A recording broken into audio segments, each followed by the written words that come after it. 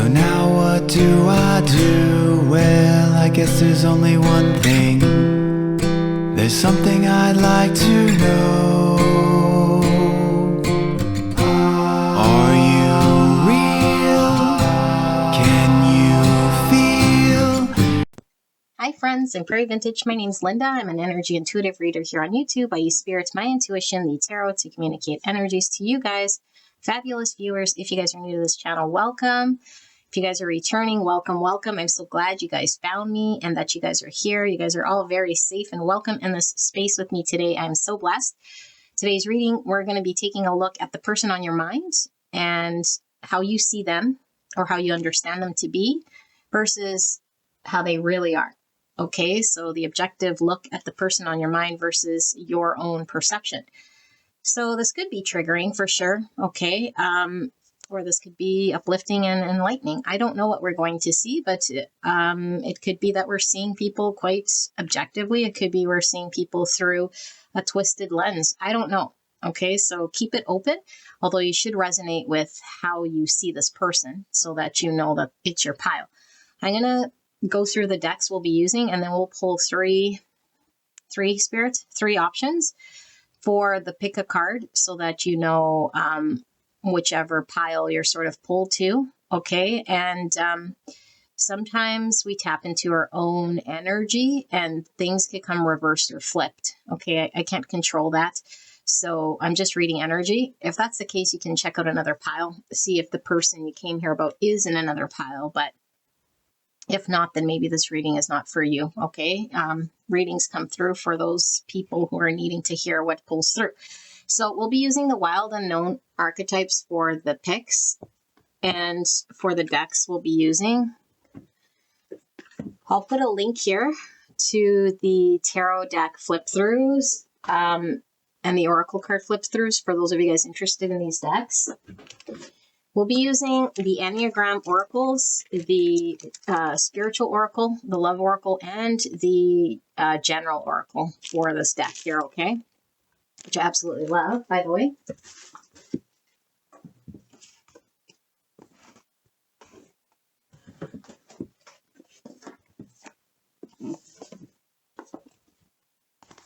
I love these as well. Blind spot oracle cards.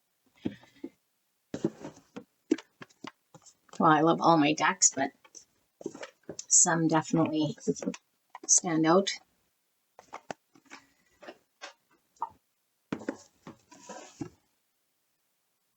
All right.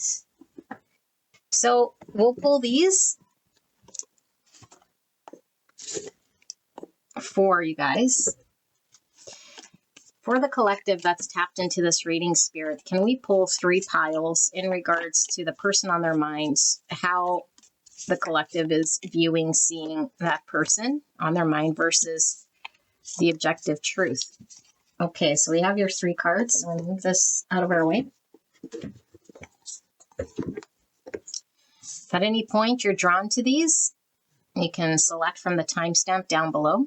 Okay. So for option number one, we have the underworld, number 48.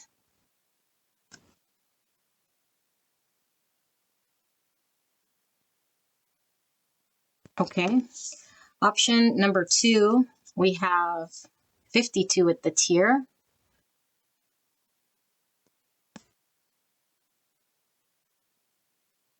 Can you guys see?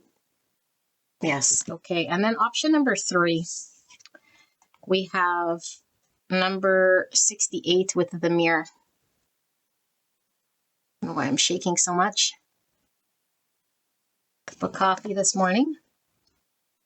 Now, depending on how this reading goes, I might do another one later today. A remote viewing automatic writing is coming through again. So we'll see. Okay. But anyway, that might just be a message for me. So we have these three options. Okay. Sit with this energy. If you feel stuck, close your eyes, open your eyes, whichever one sort of pulls you towards it. When you open your eyes will most likely be the pile with the messaging for you. Okay. And sometimes spirit wants you to tap into your own energy. We might be perceiving ourselves from one perspective, and it might be providing another look. Okay, so just take the messages that resonate for you. If it doesn't resonate, then go on to another pile or another reading. All right, so I will see you guys at your pick.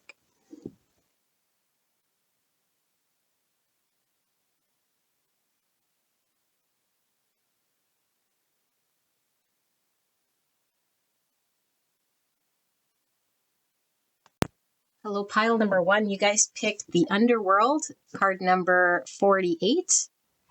48 could be an age, or the number 12 could be significant. That's Pisces energy. I'm also getting them individually. So I'm getting Aries, Leo as well. Okay.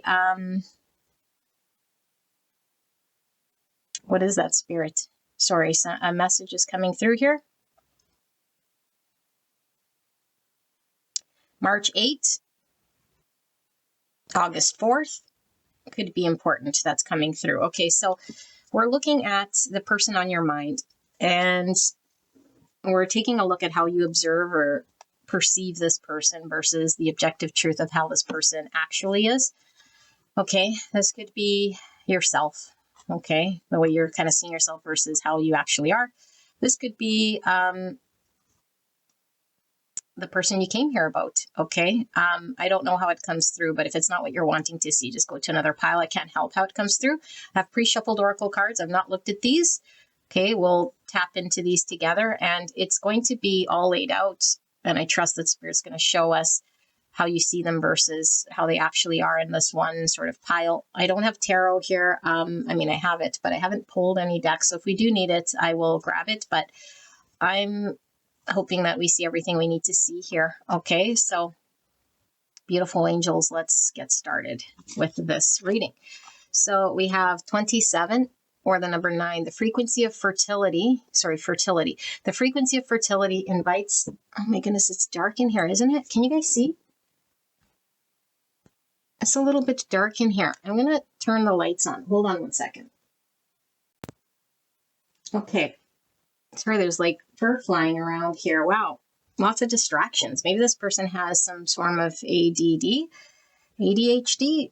And I heard really loudly, never mind, I'll find someone like you. I wish nothing but the best for you too. I can hear it in my head really loud. So I don't know what that's all about. If this is you, this person, okay, let's see. What is this, Spirit? We have Pluto. Oh my goodness, 64. This is underworld archetype through and through. Heavy Scorpio. Yeah, Scorpio, we've been through this. I always miss Scorpio for some reason. I don't know if there's just a little bit of Scorpio in this collective. That's now finally pulling through my channel, but heavy Scorpio energy for sure. Through this energy, okay, Pluto. Wow. We have pride. True worth is measured by character, not accolades. Arrogance, vanity, and ego. Pluto's the ego planet. Wow. Okay, fertility, I'm getting Taurus energy, and I was getting Emperor from the number 4 here that was broken out. And we got 64 here. So another 4. 4s are coming through. That's structure, foundation, stability, planning. But 4 is Emperor, and Emperor could certainly be also an ego card. Okay, 4 is also death, which is Scorpio. So that's really layered here. Could be very strong. I'm also seeing, again, the breakdown 6 and 4. And so 6 could be Gemini, but 6 could also be Capricorn, which is devil, which could be some underworld energy with the devil here. Okay. Yeah. Okay. So we have excessiveness. Yeah, devil. Did I not just say this? This is like 9 cups in reverse. 52, number 7. We got some Cancer energy. Okay, as well as Pisces with the hangman energy I was feeling initially. So it says greed for pleasure, debauchery, gluttony, instability, intemperance, and stimulation need. Type 7, the enthusiast, thinking center between pleasure and pain. Yeah. So Capricorn energy coming through. And we have 99, virtue, growth level, action, entrepreneurial ability. commitment, labor, energy, implementation, useful action, feeling. Type 9, the peacemaker, instinctive center between forgetting and asserting one's self. 999. So 99 is a master number, being the change you wish to see and helping humanity to release what no longer works. Very strong. 9s are about wisdom, closure, completion, service to humanity. Okay, it's also, fulfillment, which we got an over excessive amount of fulfillment here. It says action. So I'm getting Knight of Wands energy from this. It says virtue. Solar plexus, which definitely could be ego. Okay, we see green, which is the heart chakra energy, which now I'm being tied back to this Empress energy with fertility. So yeah, I'm seeing the Empress. Okay.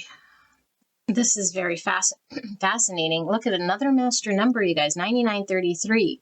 And 33 3 times is 99. And 3 is the number of the Empress. Okay, it's also Hangman energy, which we were getting from this. So 3s are coming through very strong. 3s are about growth, relationships, the initial success.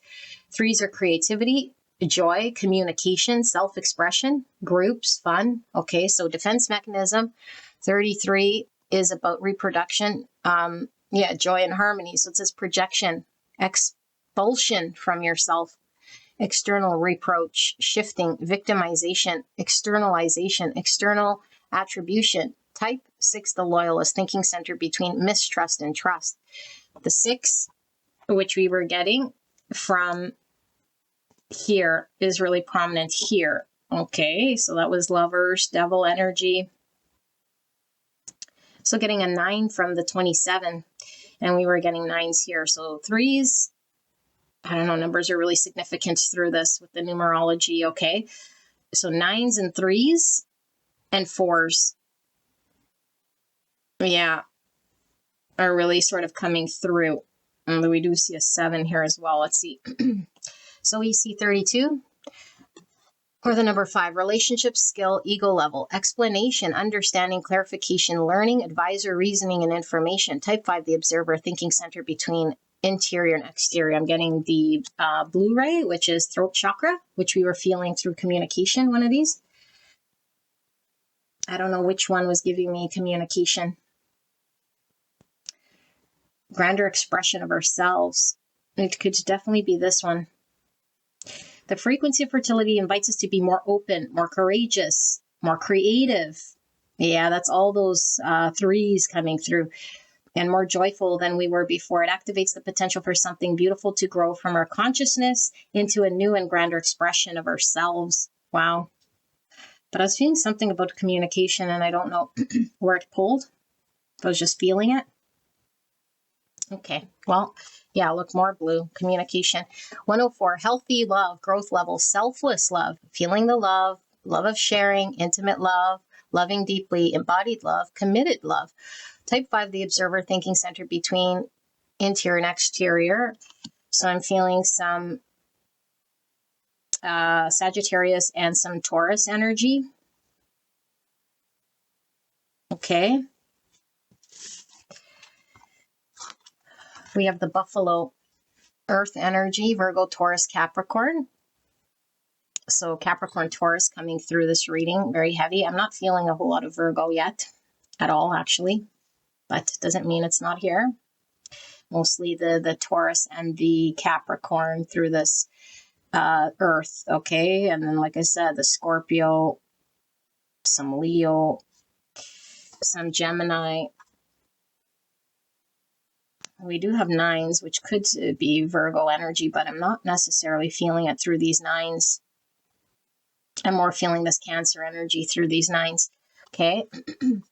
And the moon is moonlight energy, which I do feel is kind of wrapped into this Pluto, the underworld, the shadowy side here of the ego. Okay, and we have here 91, or the number 1, mystical union, growth level, appeasement, tolerance and benevolence, open-mindedness, letting go, gentleness, multiple truths, imperfection and acceptance. Type 1, the perfectionist, instinctive center between control and letting go. Okay. We have devil, which we were definitely feeling Capricorn energy here with this devil energy. Okay, Devil's the shadow self here. And we have Porcupine. So Porcupine in this deck can talk about traditions, which you get with the number 5 with the Hierophant. Okay, like our upbringing, but the Porcupine in Oracle for me is defensive. You know, could be very prickly. It's like if you get too close, you could get hurt. But it's just a defense mechanism here with this Porcupine. Okay, and then in the blind spot, we have the Automaton, number 50. So another 5 pulling through. 5s are all about conflict, loss, change, rebuild. Okay, that's strong Taurus and Sag air energy coming through. I feel mostly Taurus, not so much Sag through here, although we do have this Knight of Wands. So there could be some Sagittarius. Okay. And we have Hermit. Now we got Virgo pulling through here. Light attributes seeks solitude to focus intently on inner self, serves personal creativity. Shadow attributes withdraws from society out of fear of negative judgments of others, refusing to help those in need. Okay, and then we have this baby. Okay, this is an oracle card just of the personality or personitas, I think it's called, and the personas. So I'm going to be channeling this intuitively. Cute little baby with a sun hat. This person could have been born in the 1970s, okay, or early 80s here. Okay. Yeah. And we have this child looking thing. I don't know why 2 children came out when I pulled one from the adult. Interesting. It's a man-child. So I can be dealing with a man-child here. It's wearing blue. Communications pulling through again. And this one, and I'm not trying to be funny, although it is kind of funny. It kind of has a big head like an alien here, like a big forehead. So I don't know if that's a physical attribute, but I feel like there's a lot of information this person keeps inside of themselves. So definitely in their mind. I don't necessarily feel they're either expressing themselves or communicating something. I'm seeing the meme now. The meme of the kid or the guy who has like all these veins popping out of his head, and he's like, with all the information I know in my mind, I'm about to like burst. I don't know what the catch line is, but he's like ready to just like verbal diarrhea, whatever, everything he knows, and his head's about to explode. This is what I'm seeing here, because I feel like this person has a lot of stuff that they keep to themselves here. That's maybe they're wanting to express or share. Yeah. Blue Temple. Okay, so 54, which is the number 9 again. Lots of 9s through here. 9's about fruition, completion, fulfillment, wisdom, closure, and service to humanity. Okay, life path 9s could be here as well. Okay, or even life path 33. So life path 33 is selfless, altruistic, okay, and in the positive. And the negative traits could be idealistic and perfectionism, which could come through with this Virgo energy that we're feeling with the Hermit. Okay, yeah, for some of you guys. And life path 9s are emotional and curious, although I'm not feeling a lot of emotions from this. I mean, it could be somebody very deep emotionally, but not necessarily expressive. And the negative traits, it's self-pitying and wasteful, which definitely could be some of this that I'm seeing. So lots of energy coming through with the channel or with the layout. Let's see what comes through with the channeling, okay? I'm hearing it again. Never mind, I'll find someone like you. I wish nothing but the best for you. Okay, let's see. I think that's Adele. I just heard Adam. Okay. It could be signifying, sorry, I know, it keeps coming through. It could be signifying Adam and Eve, masculine, feminine. Adam coming through here. So I'm relating Adam with Emperor energy. Okay, which takes me back to pride, masculine energy. I feel this is a divine masculine energy that I'm tapped into here. Okay. Yeah, let me keep going.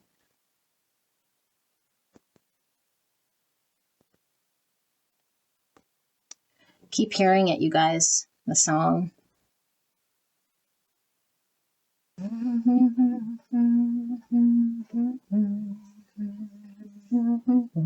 This is really sweet, although it could be frustrating, okay? Here's your message, beautiful angels. This person could be a little bit irritating to you for sure, because I think they're their worst enemy, okay? This person is suffering, and they're suffering from their own shadows, okay? And whatever's happened in their world that's sort of created who they are. I do feel heavily that this person, they do feel like an earth energy, although they do have a lot of shadowy sort of energy pulling through, which is very much coming through as Scorpio energy, not necessarily, I don't know, because there was a little bit of Pisces as well. This channeling is coming through a little different than I do it, but this is exactly how it's coming through, because I feel like this watery Pisces Scorpio energy is the part of this person that they're battling with, you know?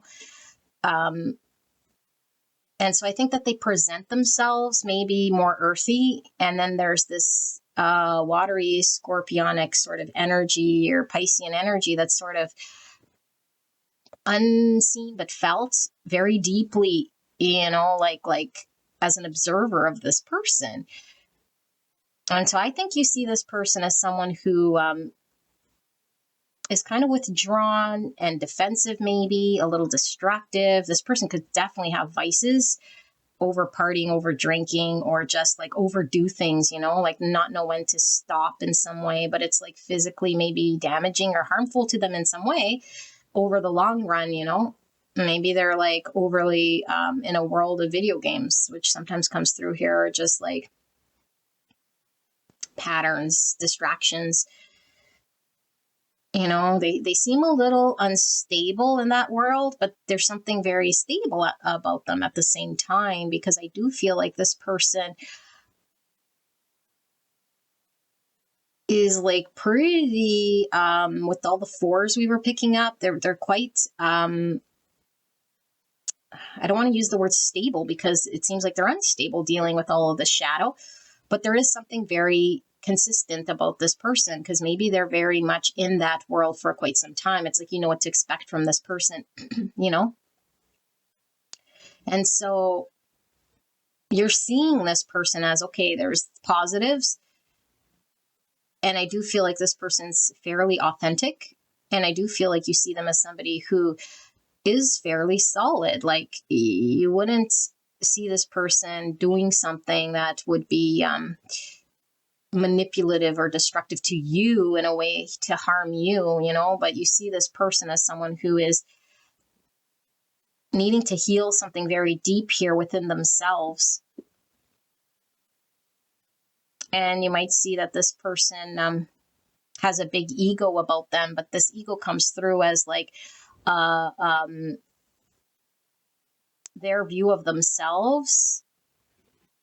And you're observing this, okay? You're observing this person with a view of themselves that gets in the way of them healing what they're sort of needing to come to terms with. It's like they won't admit or say, hey, here's where I suffer. Here's how I'm seeing myself in any way that's admitting some form of deficiency or some need of help, because their pride gets in the way. I do see this, you know? But I don't see that this person is all like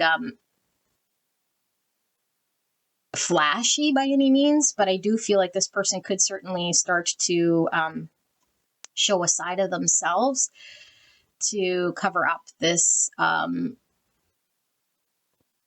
part of them that's really, really, really needing to be healed, okay? Like, I don't know if it was just situation upon situation upon situation that they've experienced, that now they carry this burden of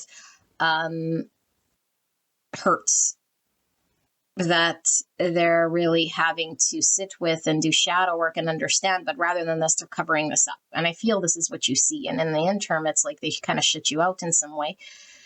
Okay. And like I said, during the card layout, if some of you guys missed it, this person could have been born in the 70s. Okay. Some of you guys may be late 60s, but I feel it's mostly 70s or early 80s. Okay. But that this person, like, you can see that this person has like more. more about them that they can do, more about them that they could be honest with, more about them that could develop more in some way here. But it's like they're stopped. Okay, and I'm talking energetically. It's like they're stopped, so they could definitely be stagnant in their life, or like they're just like, you see this energy sort of like building. It's like, you know, that this person's going to like eventually have like either a breakdown or need of acceptance here, because you are seeing this really with this excessiveness covering of this thing over time for so long. And it's like, okay, they've been not moving or stagnant or stuck, but that in which is bubbling within them is bubbling. And that's what you're seeing here. You know, that this person's gone through something here, but it's like they're kind of playing a victim role by doing the actions of a victim would. It's like if we were hurt and then we start to overdrink, it's like kind of we are a victim in a way, but it's like we're playing that role. You know what I'm saying? And that it's time for this person to sort of switch gears or like see something here. There's also positive sides of this person. You're seeing like that this person does have like an ability to be, what's the word I'm looking for? Committed to certain things, because I feel like this person likes routine in some way. It's like if this person does give their word or does commit to a something, this person will repeat this. I don't know how else to describe it. You know, I'm not saying that this person's committed to you, you know, because I feel like their shadow could definitely get in the way and create issues here.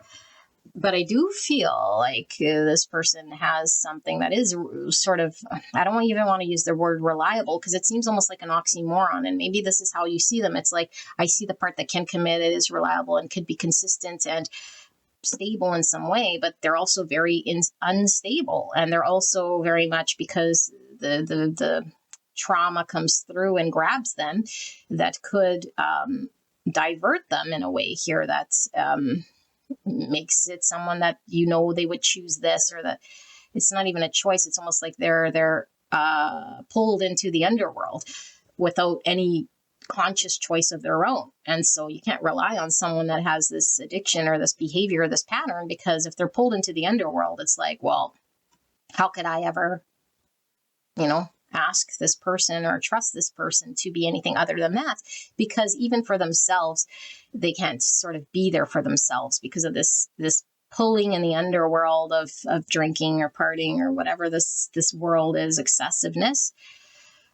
Okay, now we're going to start sort of tapping into really truth here, because I feel like the truth of the matter is, and I think you are seeing, but you're just not or you intuitively can feel, but I don't think you're seeing it manifest in the 3D, the reality of this person, because there is something this person is desiring to sort of create energetically, but I feel they're diverted and distracted dealing with the underworld. And so this birthing, okay, and I do feel like it could be service to humanity through example, through applying themselves, and like there's no application.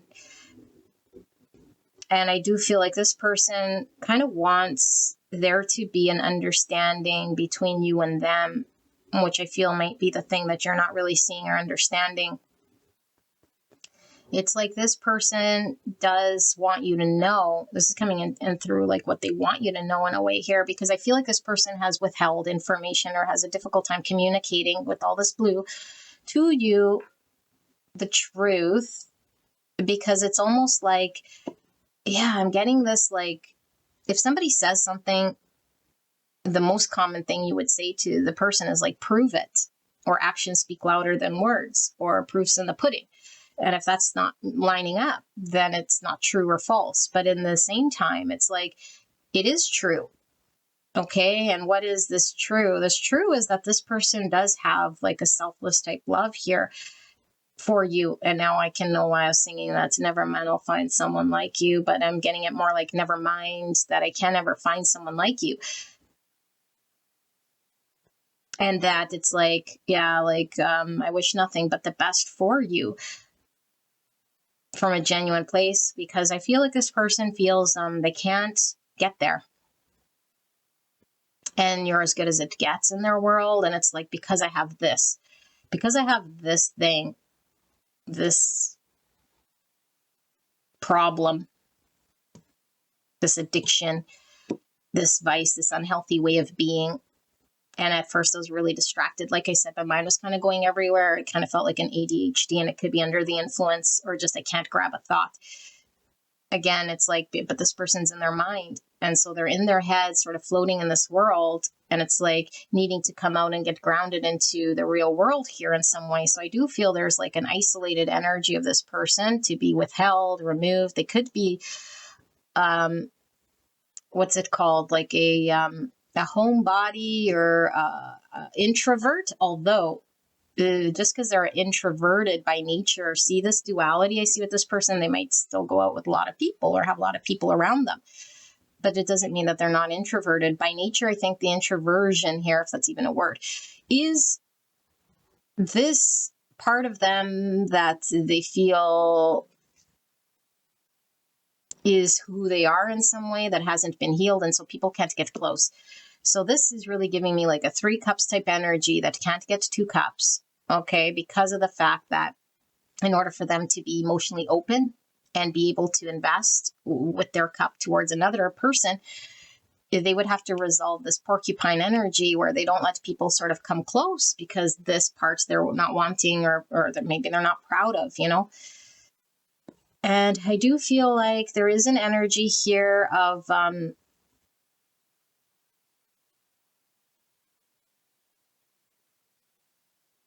I feel almost like you've known this person for some time. Maybe this is like past life energy it's giving off, but I don't know necessarily. I don't think so. I think you've known this person for some time, because I am getting an energy here of maybe when you first got to know this person, there might have been some projection that this person might have assumed something about you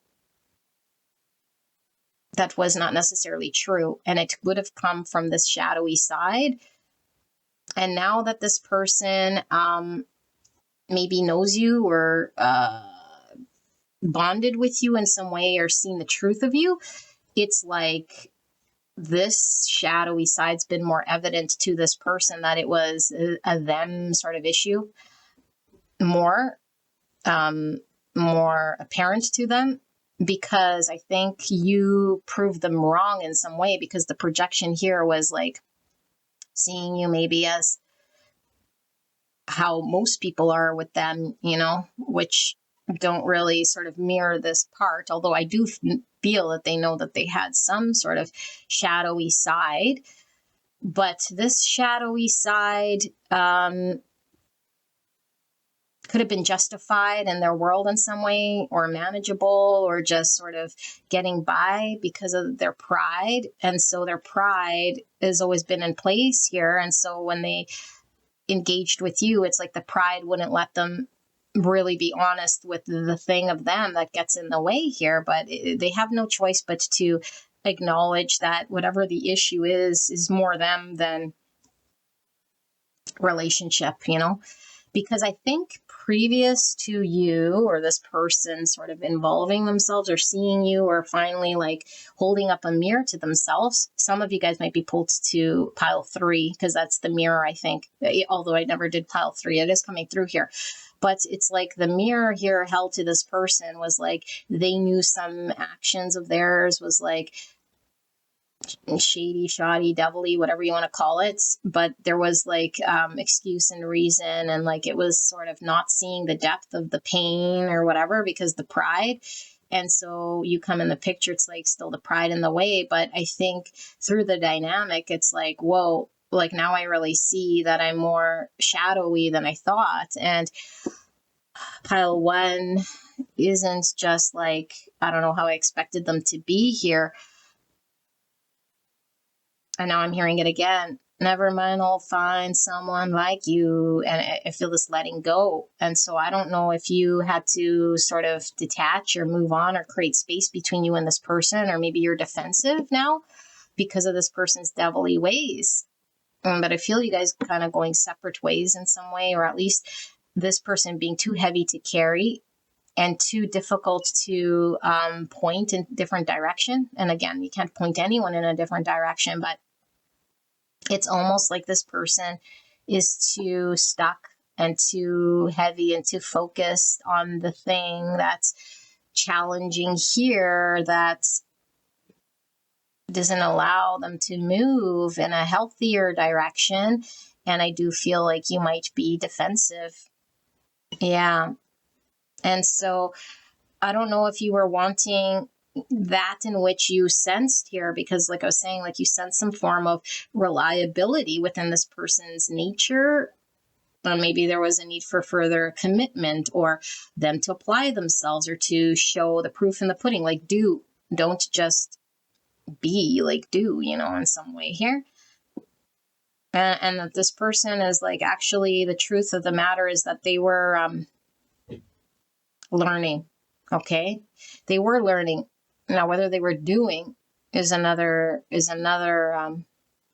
world altogether here, because I feel like maybe they weren't necessarily doing in this connection right by you, but they understood, or they were learning more than maybe you thought through observation and mirroring. I do feel like you have a way of self-love that's coming through here that might be foreign to this person, that might have been showing them how to love self, or how to engage with self in a way that they were observing through your engagement with self. I also feel like a lot of you guys might have been really tapped in, to the divine here. And maybe there was a lot of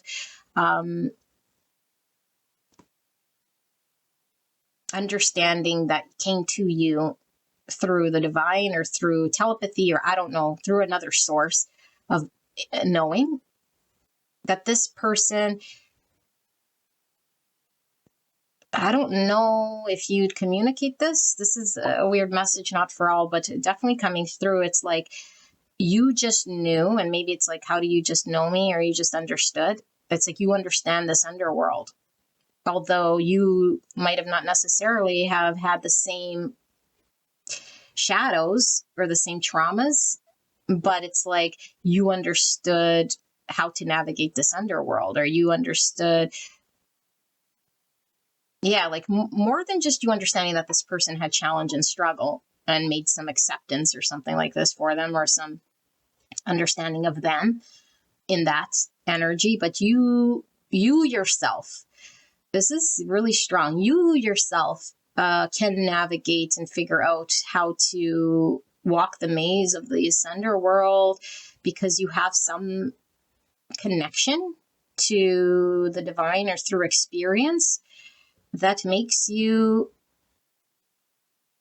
know this world. And so this person feels really sort of like they're wanting you in their world, because, and who wants to be in this Pluto underworld energy, but they'd have to take the action. So I could see how this connection could have been like some form of a codependent. It's like, I want you through your healthy understanding and your out of this world ability to navigate through difficult underworld situations of devils, but I am not prepared or ready or there to start to put the action towards walking out of this maze. And so stay here so I can get there, but it's like, physically, maybe I feel I need to be more abusive to myself by remaining in the distraction or this energy, like I deserve this in some way.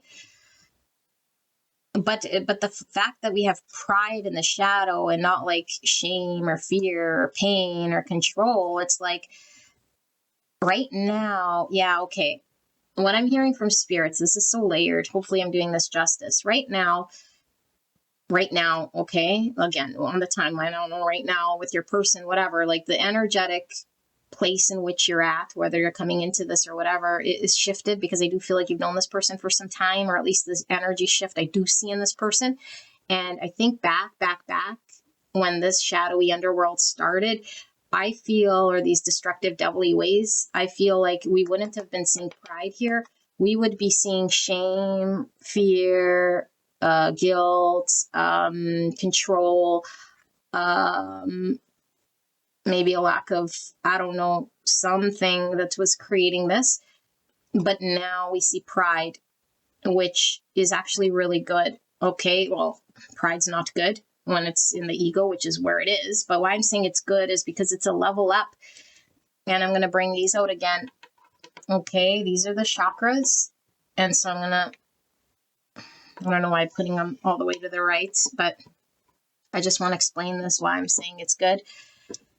Okay, so these are the chakra, the energy centers. Okay, so we have the root, the sacral, the solar plexus, the heart, the throat chakra, the third eye, and the crown. These are the spiritual chakras, okay? Spiritual chakras. I just heard Shakira. Oh my goodness. And I'm hearing Shakira now. Wow, this person might play music or speak through music here. Okay. Yeah. And so I'm hearing which Shakira, sorry, because maybe there's a message there. It's like the one, oh my goodness, I can't even sing, but I'll put the link to the song. Hopefully I remember, to this Shakira song. Okay. But this person's really passionately sort of pulled to you, but almost like without words, because what I'm seeing now, sorry, I'm going on a tangent. This person must have ADD, by the way, but anyway, or just distracted. It's like this person observes you and feels passionate and pulled sexually here. Just like physically attracted here, but I feel like this person is not communicating or expressive or can tell you how it is they truly feel about this. I feel this thing's getting in the way. But anyway, back to the spirituals, back to the chakras. So the spiritual chakras can't get blocked. There is no energy block in the spiritual chakras. No such thing. Okay. Where we get blocked is the lower chakras here. The lower chakras are known as like the matrix chakras, I guess, if you will. Okay. And why is because this is more 3D. Oops. And this is more spiritual. And then in between, we have the heart chakra. When we are doing shadow work, we're getting rid of blocks in the lower three chakras. And all three chakras could have different blocks depending on what we're trying to heal. The root chakra could definitely be addictions, a need for control, a need to feel safe, secure. So people with blocks here could literally be battling, like I said, addictions, or like have difficult time, like getting themselves together. This could be depression and being motivated and feel like worthless, Okay, and then in the sacral, it's kind of a step up because all of these are sort of going up. Okay, this is in the root, which is the first chakra, which is the lowest chakra here in our body, and then we have the sacral. Okay, so this could be people with like emotional blockages, like I can't be intimate or trust or connect to my emotions in a way that feels safe, because we might feel betrayed or just trust issues, emotionally blocked here. Okay. And then we have the solar plexus. Now I'm getting back to why I was saying pride. Pride would be the solar plexus, like our willpower or confidence. And it's like some people just kind of stay down here. And it's like when we see people with this solar plexus, it's like, wow, that person's like a CEO and is like has lots of money or is like driving, but that doesn't mean that they're spiritual or like removed any of these like blocks, because although it is like the third chakra here, and we maybe would rather live a successful life of like, being ambitious and driven in this way because we're not, I don't know, eating bonbons, snorting coke off a hooker's ass. We're like, I don't know, but this could be work, or like I got to chase the money, So this is the pride. And so this is why I feel like when you maybe met this person, although maybe there is definitely some addictions here, I feel like the shadowy part here now is that there's blocks here in this solar plexus that are coming through visible here, that when these chakras are cleared, the energy or the prana, okay, we call energy prana, it is able to flow up. And when we are able to like push your energy up, we open the heart chakra. And then when we open the heart chakra, which is this unconditional love, this selfless love, then we're able to tap into the spiritual realms. This is when we start to open our third eye. We start to get downloads. We start to be really connected to our intuition, and we're able to be our authentic self. Okay. Without fears, we can communicate. But when this is all blocked, the energy can't get here. And so people are wandering in the matrix here, all full of addictions, distractions, chasing money and feeling like they can't trust in connections or be intimate. And so we need to resolve a lot of this stuff, all of us, right? Because there could be blocks in multiple. Okay. And so I feel like this person created a lot of physical addictions in some way, or distracted energies here to deal with the pain here, the pain body. Okay. But now I feel like even though they might be engaged in these blocks, it's like this pride is sitting here, because now pride's getting in the way of this person finally having a breakthrough and getting to this heart. Okay, now this doesn't mean that they don't have a love here, but I feel like in order for them in this world, right here, right now, to show some form of selfless love through action and through a healthier way, they're pushing through the ceiling of this chakra.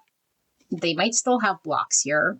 Okay, as most likely you might have blocks here still with trust, or still with certain things, needing to feel safe or needing to be validated. Like we all have certain things, but when it's so blocked, we can have major blockages that really don't allow us to move to the next level or ascend. Okay, ascension. The ascension is the transmutation of the block so that energy can flow up. Okay, and then when we're sort of totally transmuted a lot of this, then we're sort of more crystallized, we're more spiritual, if you want to say, we're more authentic, because we're no longer driving from subconscious and pains and shadows. It's like the energy now is like, okay, I could speak my authentic truth. I'm now, seeing with my third eye, my intuition's very clear. I'm getting downloads and dreams, and I can totally love from this heart space. So that's like, graduating in the spiritual ascension process, if you will. Okay, so now let's go back to this. So this pride thing is this solar plexus energy, because I feel like this person, I wouldn't say that they're confident at all, even though there's this pride. I would say that this person, because it is in the shadow, it's like this person needs to build their confidence, and that's what they're doing. And I think through this connection, because I think he's seen beyond this person's shadowy side and the blocks that they had, which was mirroring back to them a confidence that they might have not have seen in themselves, which is why they were doing this excessiveness, because it numbed them or distracted them. And it's like, I feel like you could see with this projection, maybe you saw, and I'm getting your energy from all this pink, which is self-love. Okay, if you have a healthy way of seeing yourself or self-love, okay, regardless, like at what level, I feel like there was a healthier version of yourself that you saw within this person. And that's how we see people, is through a mirror of ourself. Okay. And so I feel like there was a seeing of this person's best quality, but it was really just a part of yourself. Okay. Whether you know that or not, that you're seeing in this person, but you couldn't acknowledge or see it in self. Or maybe you did, but I feel like it was projected onto this person. And so this person could sense and feel that you were really seeing this person and loving this person selflessly through a place of genuine, unconditional love here. And so if someone can see us like this, we start to connect to it ourselves. I feel this person's finally seen some love of self in a way here, which is really beautiful. Okay. And they need to really build on that confidence, because now we saw it once, therefore now I understand it. This is through shadow work and really loving self and really connecting to that and giving to self and making space and accepting self and forgiving self that we finally graduate through being there for ourselves and not using the crutch of the friend, the crutch of the drinking, the crutch of the partying, the crutch of overeating. Okay. Because some of you guys, this person isn't physically healthy, I feel here, but it's through this devilly energy that they beat themselves up in some way because they're needing to develop their confidence. And so that's, again, those two sides I see of this person, because you're like, well, with someone with pride, obviously they have too much, they're too cocky or they're too confident, but it's like, no, it's in the shadow.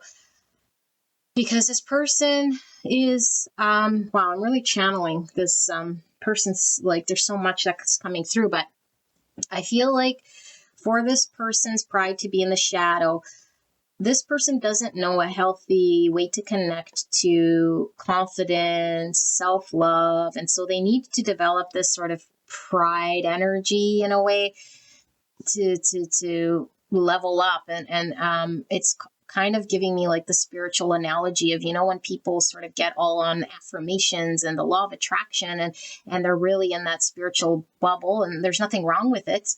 But it's like there's other levels after that we realize that the universe is like going to unfold and we're not a separate I. Okay, it's not I and then I'm like in the universe sort of doing the law of attraction with my will, like I have all this power outside of the divine. No, that's not the truth, but people, the truth with a capital T, but people will really cling to that, law of attraction, and it helps them. And then they sort of go into other areas of spirituality and realize other truths, other spiritual truths,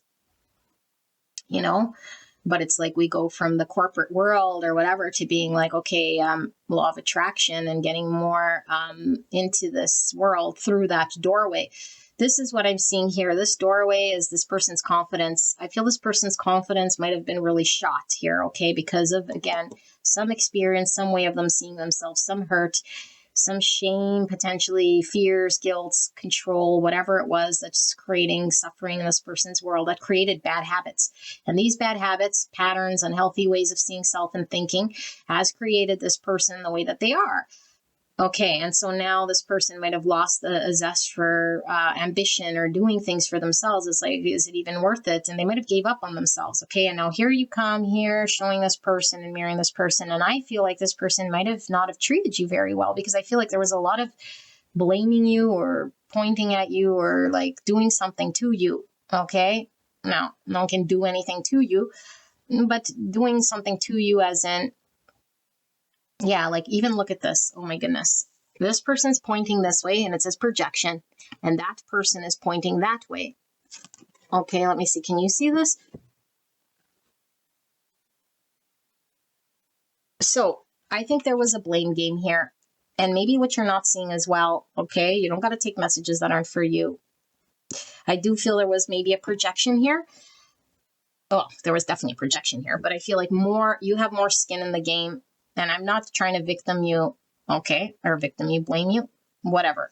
But I do feel there was, okay, we're see big hand, little hand, because I do feel both of you guys were sort of doing the same thing and maybe putting it on the other and maybe not fully seeing and being accountable and responsible for the whole self in some way that didn't involve the other person.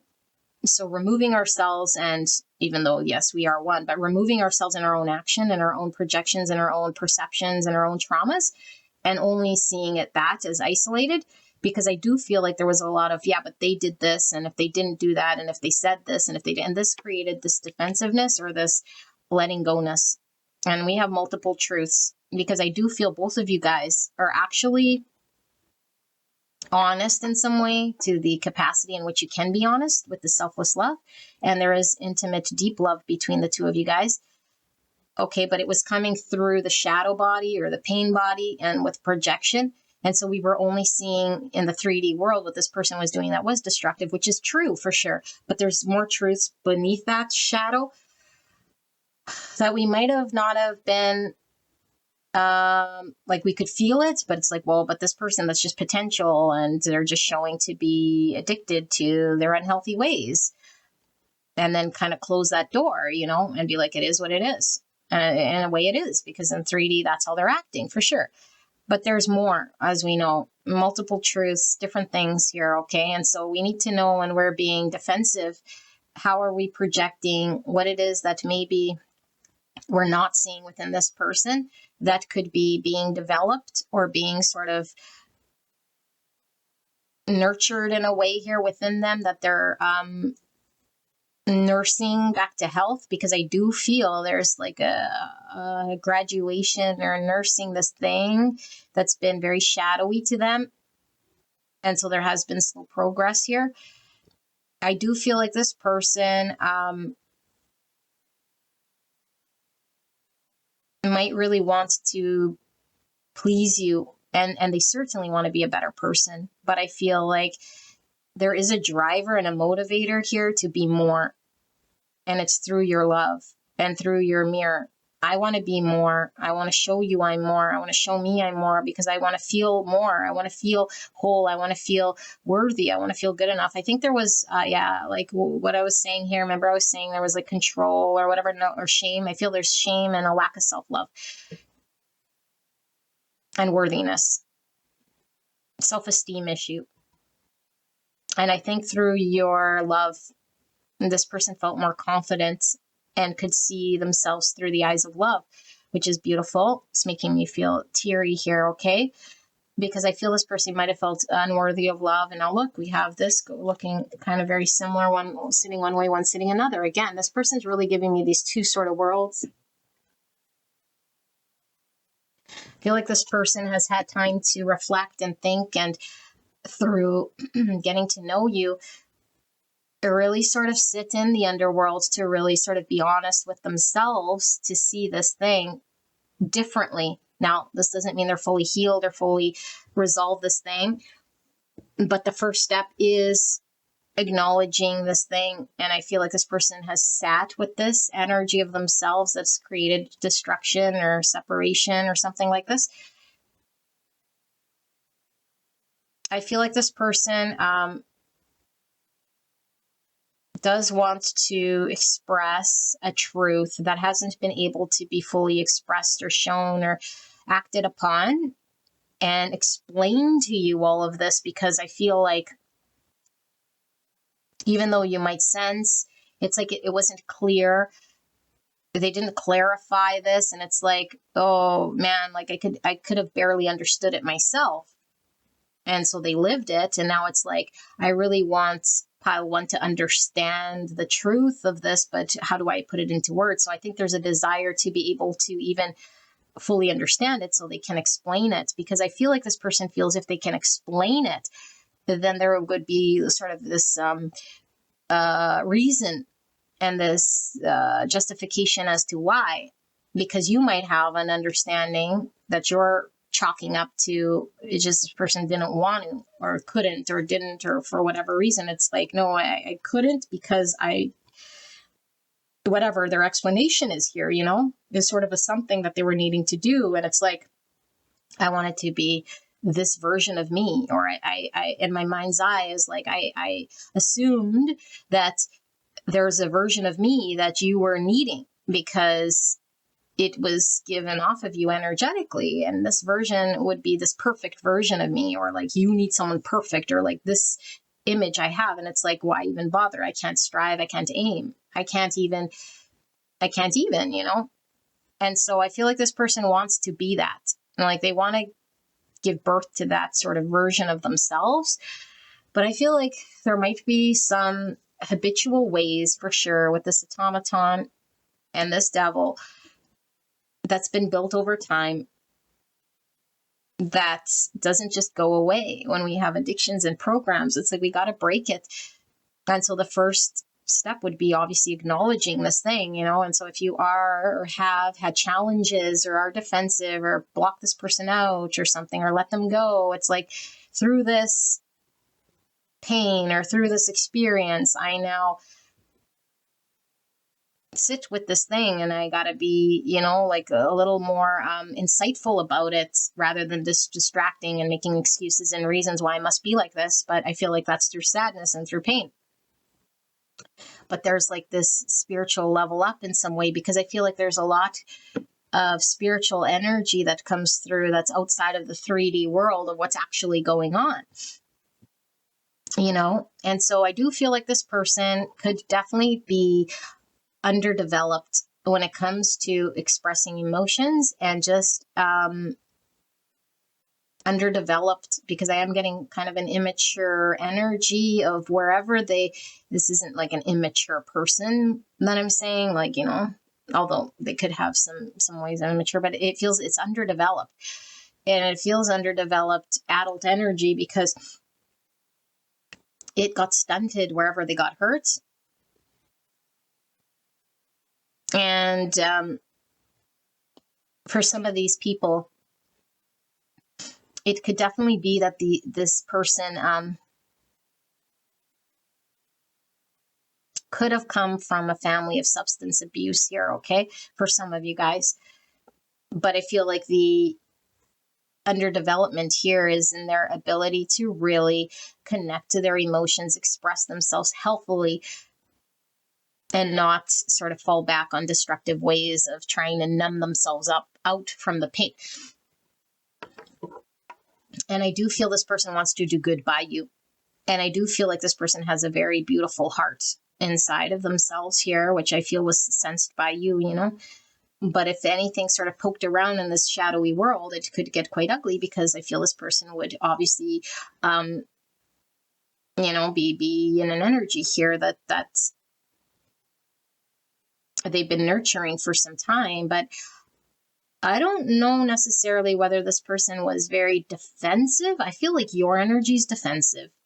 And it could be because you were hurt by this person, but you were hurt by this person's inability to move or be fixed, or like sabotage self, you know? But that's sabotaging self isn't really okay. Now we see why there's a finger pointing, because the sabotage of self wasn't a sabotage of the connection, although it was collateral damage. The connection got sabotaged. Your relationship with this person could have been sabotaged, but it's because this person sabotages themselves, because this person is working through their shadows. Okay? So never mind, I'll find someone like you. I wish nothing but the best for you. I think this person is coming to terms with, like, if you were to get pulled from their world.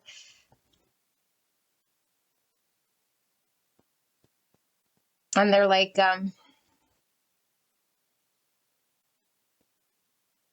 coping with this thing, I feel, you know? And so I don't know, maybe they fall back on this, like, pattern again, because now it's like hurt that you're gone, or hurt that, like, I don't know, you know? And I'm not trying to make you feel bad, go back to this person, but this is sort of the energy that I'm getting here, you know? I think this person does, again, Shakira coming through. My goodness, they like to watch you. I think you motivate this person, you inspire this person. There's a drive that comes from this person that will allow them to overcome, or help them to want to be inspired to overcome this challenge, this issue that they have with whatever it is, unhealthy behavior. It's like they need that unhealthy behavior pattern stimulation to subdue themselves here from the pain, rather than sit in the pain and just overcome this pain, you know. But their pride definitely is getting in the way here, because it's like, if I admit defeat, or if I let the vulnerable self that has been the victim here, or the whatever, show through, it's like, then I'm like going backwards, is kind of how they feel. It's like, I don't want to go backwards so much. I want to be at your level, or I want to be this perfect self, or this image of the self thing. And so that's the pride getting in the way. And they got to undo this pride and be like, Spirit, I know nothing. I have these issues, or I have these addictions, or I have these distractions, or I have these challenges, these problems. And in order for me to overcome them, I have to admit this, that I'm where I'm at, and meet myself where I'm at, so that I can heal it, so that I could come up to join pile number one where they're at, you know, because I do feel this person would be someone that would be someone who would like commitment, you know. But I feel like there's an energy drain within this person right now. because physically something is pulling at their energy. And so I think you really wanted a balanced love with this person, you know, for them to share this. And it's like they couldn't share and be there.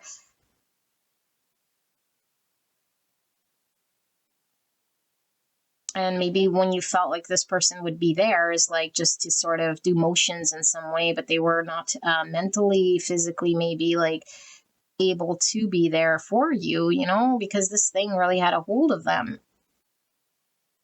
And so it's like, where are you? Where are you? But I do feel like a heavy coat of sadness here, because some of you guys might certainly be in separation, or just you feel this person is sort of distant no matter how close they are, because they're in some other like painful place, you know? But I do feel like you showed this person unconditional love, selfless love, mirrored this to this person, and it might have triggered them severely here initially into action, because it's like, no, I was fine wallowing in this pain, you know, and now it's like I have to acknowledge this, I have to deal with this, I have to take action on this thing, because I'm being called to do this, to step up and to look at this thing that I'd rather just ignore, or I was comfortable staying in my 4 energy, which was in that stable, unstable world, until I got called out. And now I need to sort of prove to you and myself, because this explanation, it's like they want to show or understand, or they want you to understand by explaining and showing this other thing, you know? So, yeah, there's like a form of expression of themselves that hasn't been born yet, that needs to come out or wants to come out, is inspired to come out. But how long does it take, and how can it come out if we're still battling physical addiction or like patterns that are very difficult, you know? And especially if we still have pride to admit that that is a problem to overcome. Okay. So I hope this helped you guys. This was an interesting reading. I love you guys very, very much, and I will see you at the next one. Bye-bye. Hello, gorgeous angels. Pile number 2, you guys picked the tier with card 52 or the number 7. We're going to lay all these cards out. I have not looked at these, okay? I asked spirits to show us the person on your mind, how it is that you're seeing this person versus how they really are, okay? So your perception or your understanding through the veil of your own whatever concoction versus how they actually are, okay? So let's take a look at who pulls through here. Now, please keep in mind, it could be your own energy, okay? If that's the case, you could certainly listen. Maybe Spirit wants you to see something yourself, but if it's not anything you want to listen to, then you can definitely go check out another pile, okay? So, yeah, the tier. Let's take a look. We have 26 with empowerment, or the number 8. So we have the frequency of empowerment supports our ability to show up fully and completely, uniting us with others in the deep trust that we are all connected through the same source. I'm getting the same energies just from the look of this thing, which is, I don't know what I'm getting, but it's similar.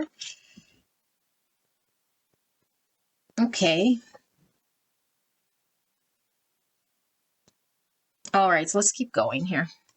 We have depression. This too shall pass. Every storm brings a rainbow. Sadness, hopelessness, and despair. With the tier, you guys. And even the colors are very similar. So lots of synchronicities here. A 7 could be tower energy, which could be creating this tier energy, this depression energy. The tower could give us a reason to want to get empowered here. Okay, yeah, and 8's about movement. I don't know, I'm feeling like there might have been a tower, a need for movement, and so therefore things are happening or coming apart here in some way. What's going on here? Okay, sorry, I just got a buzz. Okay, so Moon and Venus, number 12, number 3. So Moon is Cancer energy, Venus is Taurus, Libra. 8 is Leo and Aquarius. So let's see what pulls through here. Moon and Venus. We have number 5, compulsion, ideal, ego level, knowledge, understanding, expertise, skill, erudition, education, specialization. Type 5, the observer, thinking center between interior and exterior with the blue ray, which is throat chakra. But I'm getting the opposite of this moon with this knowledge. This is intuition, the unseen, the not knowing, whereas knowledge is like book smart, understanding through the mind. I'm getting swords energy, heavy Gemini, Libra, Aquarius. We were getting Aquarius here as well. Okay. Yeah. Let's keep going. So we have 13, Scorpio energy, basic fear, ego level, feeling unidentified, misunderstood, insensitive, unseen, annoying, unimportant, and unrecognized. Type 4, the individualist, emotional center between lack and abundance. So 4 is Emperor and Scorpio energy.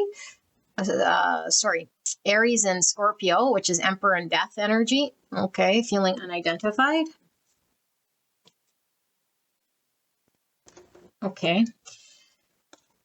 Disintegration, Tower energy with disintegration. 75, it says indolence, lack of energy, addiction, apathy, despair, anesthesia, loss of meaning. Type 3, the achiever, emotional center between appearance and authenticity. Interesting with this feeling unidentified and then this sort of loss of meaning, this Tower energy. It feels like somebody going through a spiritual awakening of sorts here is how it feels. Let's see. We have relationship trap 72 or the number 9. So we have 9s coming through now. 9's all about fruition, completion, fulfillment, fusion, blend into each other, intimate union, unification, communion, self-forgetfulness, reciprocal dependence. Type 9, the peacemaker, instinctive center between forgetting and asserting oneself. Lots of yellow, which is solar plexus energy. Fusion. Okay, identified with something here. We have project, happy event, 88. 88's a master number. A higher calling that is grounded in self-awareness and reverence for life. I'm getting a massive pain in my neck too. This could be symbolic of something here. Let's see. Project programming, preparation, schedule, goal, planning, imagination. Type 7, enthusiast, thinking center between pleasure and pain. So we have 2 7s. Okay, life path 7. Possibly here in the positive traits is thoughtful and intuitive. Okay, but in the negative traits could be very moody and shy. 77, trust the fall, an adventure that arises from deep wisdom, trust of life, and trust of self. Okay, fascinating. 72, 75.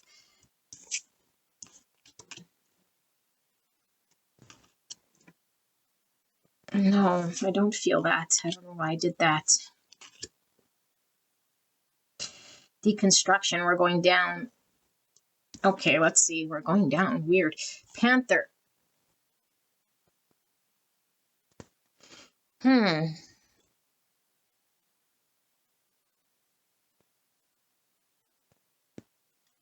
be somebody quite defensive here. Misunderstood. I'm kind of getting this energy. And we have 78, dark night of the soul, totally with that Tower energy I was feeling. Faith ordeal, delusionable, loyalty, confusion, instability, loss of trust, existential doubts, extreme indecision, overwhelming anxiety. Type 6, the loyalist, thinking center between mistrust and trust. This person's having some form of Tower moment, I feel. Okay, 6 is lovers and devil, which could definitely be Gemini and Capricorn energy. All right, so we have the house cat. House cats sometimes go outside and wander and come back, but it's all about independence and their freedom. But there's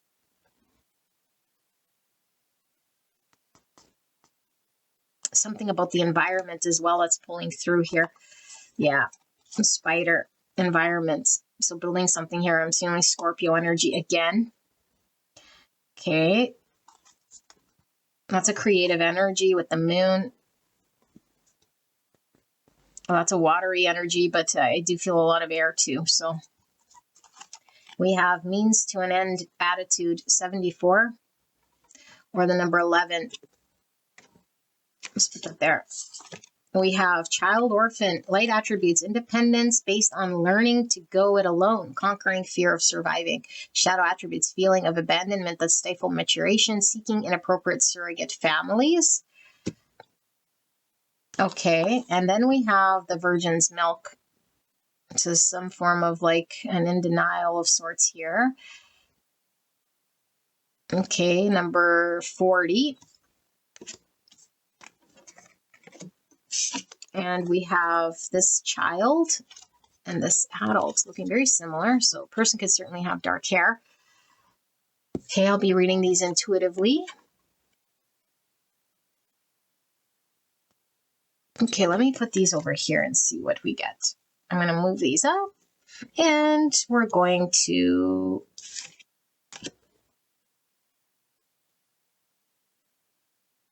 channel this, okay? So you can click ahead.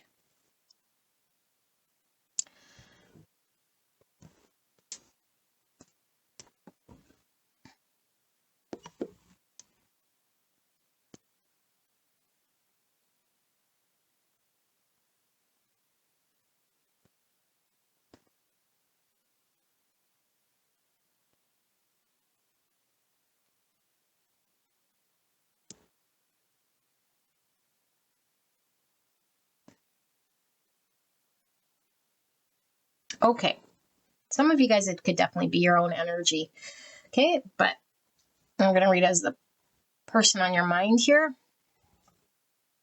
how you sort of see them versus the truth of who this person is or how they are, okay? So this person is going through something larger than life, and this has nothing to do with anything other than this person, period. Okay, so however they're acting, whatever they're doing, it could be taken personally if we're around them, or we take their actions meaning this or meaning that. Okay, but it has nothing to do with any of that except for the fact that this person's going through some form of like existential like crisis in regards to a tower moment. And the tower is all about the things falling away that aren't helping this person to ascend or to move in the world towards the direction of where they're being called to do spiritually. And so if we get stagnant, if we get stuck, if we get attached, then we create suffering and stagnations. Okay, so how you're seeing this person, I feel, is maybe from the eyes of an observer here, seeing the physical in the 3D world and trying to justify it or fit it into an understanding that would logically make sense. And so we're seeing someone maybe that doesn't know what they want, or somebody here who's a little confusing or a little volatile, or like wants their independence and then is like indecisive or coming or going or something like this. And it's like, maybe there be like a future here of something, or maybe they're painting a picture of what can be, you know, or maybe there's just like a given, I don't know, like a given that there'd be a future build or that something could come more. And it's like, is this just fantasy? Or are they just painting this pie in the sky, or, you know, this sort of a thing here. And so there might be a, I don't know, I'll channel that shortly, but what I really want to get to is what's going on with this person. Okay, so because I'm doing the you versus them, the them that you see and the them that you don't really necessarily know or see or how they actually are, but you might be very privy to already knowing who they are and what they're about if you're very insightful and not projecting with your own veil. Okay, and so I feel like you might be, the only part I see that maybe you might be twisting is the part that how they're acting doesn't make a whole lot of sense here. Okay, unless of course this is your own energy, and so maybe you're kind of going in your own mind like, okay, this would make sense in the 3D world if I did this or this, but why am I sort of doing this? You know, but if this is someone you're dealing with, it's like you're experiencing from the outs, watching this person, and it could be maddening here. Why are they doing this sort of thing? And they can't help it, really. Okay, help it they're going through a tower, and this person's tower is challenging because I think there is an attachment to something that they identify as being a part of who they are. Okay, and when they detach from this thing, whatever this person, place, thing is that they identify with, it creates a form of void and uncomfortableness, because then we don't know sort of who we are apart from this thing. And it's not a choice so much as it is built over time, that this person became one with their environment, that they feel and they think that this is part of who they are. And I do feel this person has been trying to detach themselves. Okay, now they might just be called to do this. Whether they volunteered this, I don't think so. But I feel like the call is to detach themselves from their environment. I feel it's environmental based. Whatever this environment is, family, work, whatever, something here that they identify as part of who they are. And through this detachment, they become more empowered in their world so that they can create something new. This thing is taking up this person's energy, and Spirit's really talking about this being a process of deconstruction over time, so that this person can then tap into the authentic self so that they could develop, because they're being called to develop something new, which could be definitely a new relationship with you. I don't know. But whatever this new thing is to create, it's a new version of them that they haven't quite tapped into here. And so this person is still sort of seeing things under the illusion of the moon. Okay, and they could be very much emotionally still attached, but I feel like there's a lot of matrixy physical stories that are still upkept with this person's narration of why they need to be there or what it's providing to them. And when we're really heavy in the 3D world, when it comes about mind, and we keep going back to the mind to sort it out, we get stuck and we create suffering. Because when we're really being called into a spiritual realm to develop something that's outside of the mind, we don't want to let go, because we might feel either crazy or it's uncomfortable, it's foreign, we've never been there. We might think, well, I might be crazy entertaining this thought, or this just let me fall back on what I know. And what this person falls back on what they know is like this mental understanding of what's logical, but that's not going to solve their problem. There's nothing logical here that's being called upon this person, other than the fact that they need to detach themselves from an identification in their world so that they can work towards something new. But the new can't come when we're too invested and involved with the old version of who we think we are. Why is this person sort of hanging on to this? It's not a choice. And maybe this is part of what you're not really seeing or understand about this person, is like, well, they made their choice, or, it's like, not really. There is this, this is talking about like fears of abandonment. Okay, well, child orphan. And so we do things subconsciously because underneath it, there's like a motivating factor of why it is that we're doing it. So this person's attaching to that environment for reasons different than maybe why we think. We think maybe they're consciously wanting to be in that environment or consciously making that choice because XYZ, and in theory, it might sound good in the mind. Yeah, because they can choose different. Okay, that's all logical in mind, but that's not really what this is talking about. Because I feel like this person is actually really unhappy in that environment. And they're really unhappy being in this limbo. And they're really unhappy accepting that this thing is not who they are. It doesn't mean that it's like the unhappiness here is because of the fact that it's like losing a left arm or losing our identity. And so when we go through this is the only thing on the forefront. And so this person seems almost like 4 cups about you, or 4 cups, like disinterested about something else. And so it's like, wow, this person is like stagnant or just rejecting everything new, or like choosing to be in this sort of an energy. And maybe they're giving off the energy of like, I'm free or independent and I go sort of where I want kind of energy with this house cat. But it's like, no, they're really under the control of the identification, the attachment to this version of them that's not even them. And so spirit is talking about this coming undone. Someone's calling me from North Carolina, which I'm in Canada, so I'm gonna, I don't know, there could be something. Someone might be in North Carolina.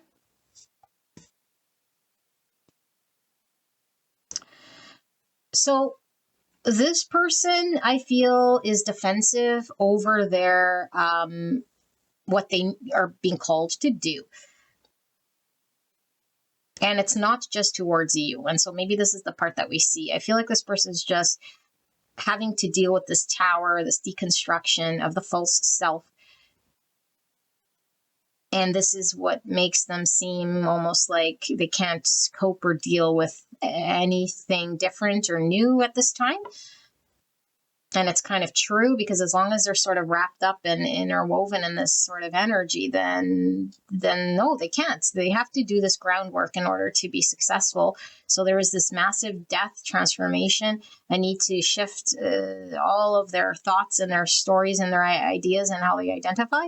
But I do feel like what this means to an end, it's like I'm getting a lot here. One, I'm getting, because remember, we were talking about how you see them and then how they really are, so that you can understand and work with this person better, if you want to, okay?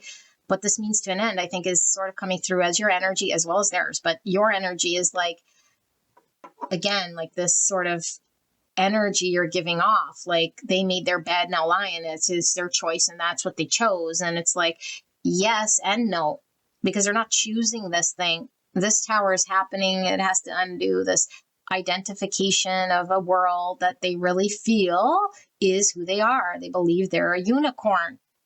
They believe it. And you are on the outside, so you see them not like that, and that it's just an easy choice. Don't choose that. Don't do that. It's easy. Don't do that. And you're choosing that. You clearly want it, or you're clearly, and that's a means to an end. It's like it's all or nothing sort of thing. And since they chose that, that's what it is. And it's like, no, that's not what it is. That's a means to an end attitude. And so to understand that this is a process, and to understand that this person's overcoming certain things, and that maybe the timing here for them to overcome this thing is sort of where it's at. And you say, well, I don't want to work with this person or work with this person if that's where they're at. Well, they're undoing this thing. And you can't just snap our fingers and expect it. There goes my email. Expect this person to be different, because we say so. I think we have like we had maybe at some point in time an unrealistic expectation of who this person could be when we wanted them to be that. It's like, no. This takes time, divine timing, and this has to be done proper. And proper would be the deconstruction of the false self. Because if this person was to choose maybe what they actually wanted, which I do feel is peace and happiness, who doesn't want it, and to detach from this thing without any pain, it's like they haven't recovered and they haven't resolved organically this thing to be workable or show upable, because this thing never got healed and really thoroughly unwoven. And so your understanding of what might appear as healed and ready is like unrealistic, because healed and ready means however long this process takes. And this process could take some time because it's really fused. They're really fused to that environment because of the fact that it's been integrated into the identification of who they are. It doesn't mean they want to choose to be there, or that it's like, it's just, it is how it is over the building and the time and the belief.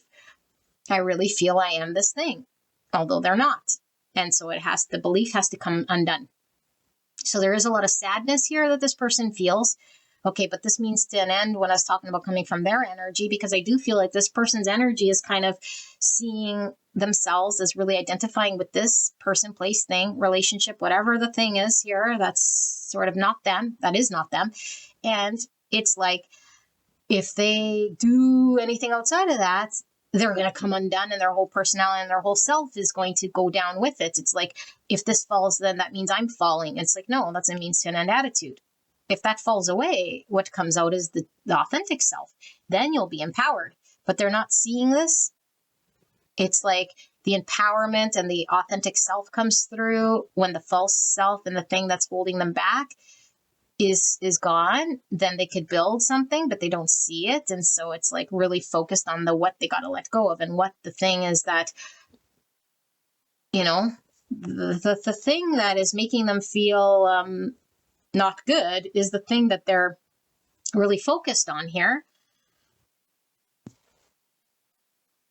So I feel like this person is really thinking about this shift and this change very logically, and feeling like the void space of what they would be like once this identification falls is uncomfortable and not interesting. And of course it would be, because if we could choose to attach to something that gives me purpose, something that makes me feel more like an identity, of course I would choose that rather than be floating or unknown or deconstructed, you know. But the truth of the matter is, when the deconstruction happens, the other part comes through. We don't got to chase it or find it and be like, well, then who am I? If I'm not this, then what am I? Where am I supposed to go? And we feel this way. It's like, we might feel like, if I let go of that, then the version of me that I always think is me and still might think and believe is me is like, then who am I? Then really I'd be here in this other foreign world as a stranger, as another identity, more disconnected from who I am. And that's not true.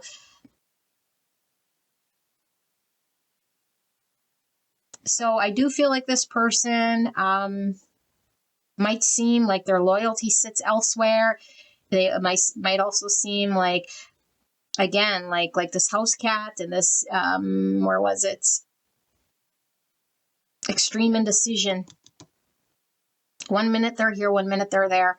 And this is how the false self falls away, because it's not just a one and done. It's like waves, you know. And so maybe your relationship with this person, or your understanding of how this energy's been working, is like, at some points it makes sense and it's in line, and then it falls again. And then it, when I say falls, it's like, it's you can't trust this energy, because then it's like, well, I thought we overcame this, or I thought we concluded this, or I thought we understood this. It's like, no, they're back in the thing, in the fog, or in the uncertainty, or in the old world, you know. It's like, can't they just leave their old world already? No, they can't. It has to fall away.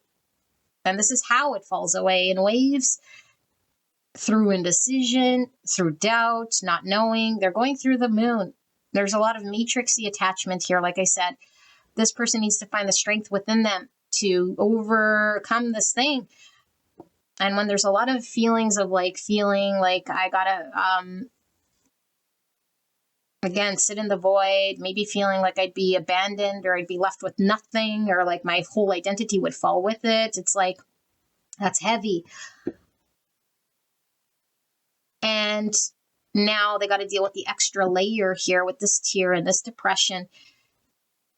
And that is the reality of seeing through the illusion. We can't help but feel this energy of sadness or depression, because it's like we're seeing with the real eyes. It's like, whoa, I'm actually doing this, or have been doing that, at the expense of this. You know, but we overcome this as well. Because if we focus too much on what it wasn't, or what we did do versus what we could have done, should have done, then we get really stuck on that. And I feel like this person is not happy in their environment at all.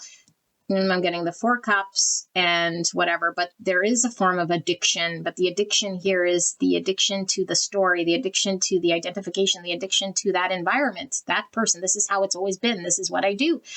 It is an addiction we got to break, you know? And so when we go through it, it's like that awkward period. And then we got to sit in that awkwardness, which here is saying again, depression and tear, because we have to mourn that environment, no matter how unhealthy. It's like we mourn that environment. It's not me. It was never me. Maybe it was me at one point, but it was never me during this period of time. And I was trying to make it me. I was trying to hang on to it. No. And now I'm being forced to part from it. And so we might fall back, like I said, on what we know is like this knowledge is like, how do I do it? Do I need to understand more? Do I need to be smarter about it? What should I know? And then we beat ourselves up. I don't know, or I don't understand. It's like, no, you won't understand, because what we're dealing with here is a spiritual sort of evolution of this dark night of the soul. And so there's points of over anxiety and defensiveness and aggressiveness, because I think they're battling with themselves as well. It's like no one wants to feel depressed and sad, you know? So I feel like this person,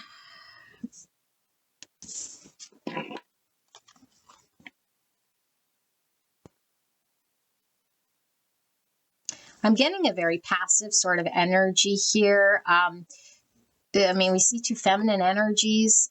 I don't necessarily know if this energy is, a divine feminine or a masculine here. Could be either way, because I am feeling both. But what I am feeling, because we carry both masculine and feminine, is that there's a passive feminine energy here.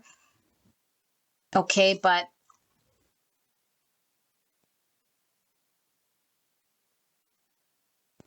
I don't know necessarily what I'm feeling other than passive feminine energy, something about maybe connecting to the feminine energy a little differently.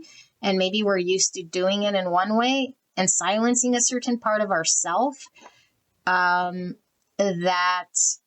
could go in a different sort of direction out of habit or out of how we always do things. And there is also an energy here of again, like a unrealistic expectation or vision or understanding of some potential that might be causing the suffering and the pain, because there is this means to an end attitude of that story or that thing unfolding in that way, and that's the only way or how it would be right or something. And it's like, no, we got to take all the good, the bad, the ugly, and we have to be truthful, and we have to acknowledge, and maybe we want to see something in a different way, or just sugarcoat something. Or again, like it definitely could be coming from your energy. If this is the person that you came here about, is like your energy is coming through, like I don't even know if there's words for this thing, but it's like this, again, all or nothing, or this idea in your mind of how it should go. It's like, you don't know how it should go. So stop attaching to that idea of how this person should be and how it should unfold. Okay. Because as long as we have an idea of how it should be, okay, then we'll be disappointed and we won't understand it. And so you're not being asked to do anything other than, if you don't want to suffer, to understand that this thing is going to unfold in ways you might not understand. And if it unfolds in ways you don't understand, that's fine. Allow that to be a thing without attaching how it needs to be in order for you to feel okay.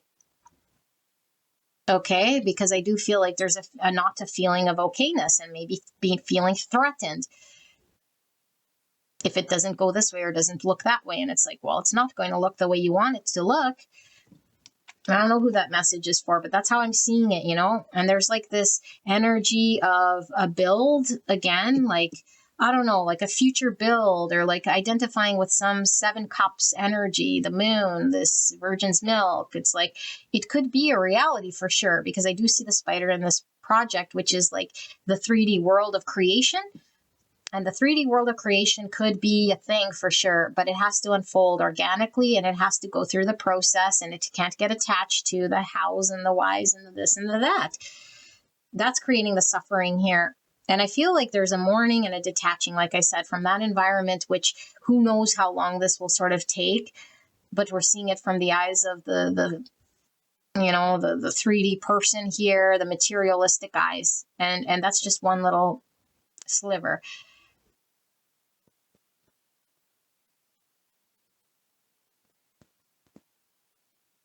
And Spirit's coming through with a message about, because I don't know if I'm reading this as your energy, you know, for some of you guys, but it's like this person that has to do this, again, it's being called to do this is an organic process of shedding the false self here, and all of this stuff is because, or what's going to help them is like, if they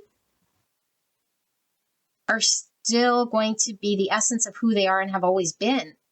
This is the part that maybe they don't understand. It's like that part is still there. It's just matured, developed, and more in line. And it comes out. It's no longer silenced or suppressed. Yeah.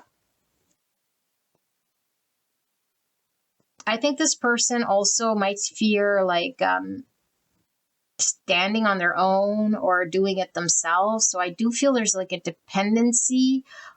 Again, I keep repeating myself, so I don't know if this is the end of your message, but it's like a dependency on the environment, or like I'm dependent on this thing in the matrix world to feed me or to clothe me, or like it's the relationship I have here and the dynamic I have here, and it's like going through waves, you know, and it's like too fearful to just cut the tie or to be independent or to go it alone. It's like, can I do it alone? Can I survive this world? It's like, what do you mean, can you survive the world?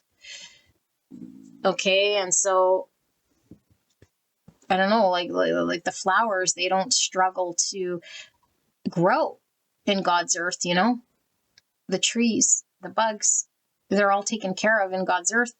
There is no to do in order to be taken care of. And so this person will be taken care of, but they're seeing through the eyes of the moon. And they're thinking that they need certain matrixy things here because that's what they were conditioned to think.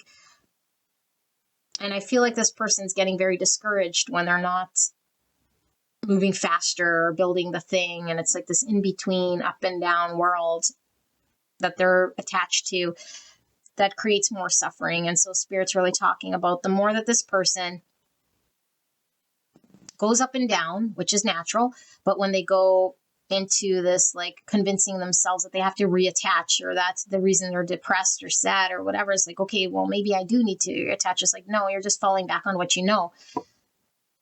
And it is the mind that's sort of getting in the way here. And knowledge is great for the mind because it might ease some form of anxiety, but I feel like it's also creating the anxiety because what's happening here has nothing to do with the book knowledge of a logical understanding, but an intuitive experience of inner knowing with spiritual divine here, that they have to let go and allow this shift.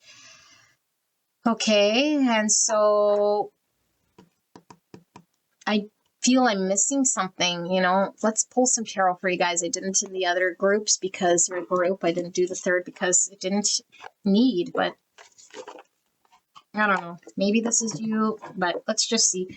So I'm using the Wandering Star Tarot. Now we're going to ask Spirit, what am I missing for group 2? What am I missing here for group 2? What do they need to know in regards to what they're not seeing and how they're seeing it? 8 of Wands in reverse. I'm feeling Sagittarius energy. This is in reverse. So a block in what? A block in movement, stagnation, block in communication.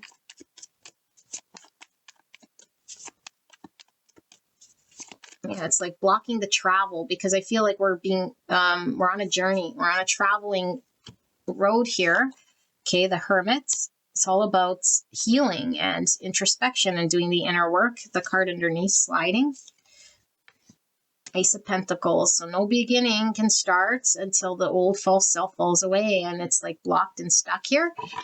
Virgo energy. Let's see, Spirit, what am I missing for pile number 2 in regards to what they're seeing or how they're seeing this person versus the reality? What am I missing? What does pile 2 need to know? Page of Swords in reverse. You're not understanding, not seeing. Yeah, Tower. This first energy I was talking about was the deconstruction of the false self. This is release. Even in this card, look at you guys with Tower. Release, deconstruction, and enlightenment. Okay, so this is all about the spiritual work, the dark night of the soul. So if you see that this person is like, they're choosing this matrix world or that relationship or that job, it's like, no, it's not about the matrix world at all. You could say, well, it's black and white. They're choosing this. Like, this is not a choice. This is the deconstruction of the false self in order for this person to become enlightened. Enlightened means aware, fully conscious of who they are, truly, authentically, not what they were conditioned and programmed based on their environment and their upbringing and traditions and the Hierophant, but who they are. This is a process. It's not a choice so much as it is a process that they're a victim to, or you could see it as victim, or you could see it as that they're benefiting from. Because really, at the end of the day, this is a benefit to go into enlightenment. But when they're in this process of dark night of the soul, we feel like a victim. And so this is why this person can't have a new beginning. This is why this person's stuck. Maybe this is why this person's not talking to you, or why this person is just in an 8 of Wands reverse. They can't travel to you. They can't make movements. They feel stagnant. I'm feeling this one and this one underneath sliding. Okay. They're still figuring this out, but I feel like with this Page of Swords in reverse, Moonlight again, like they're not seeing, and it's like they're not really being called to understand it logically.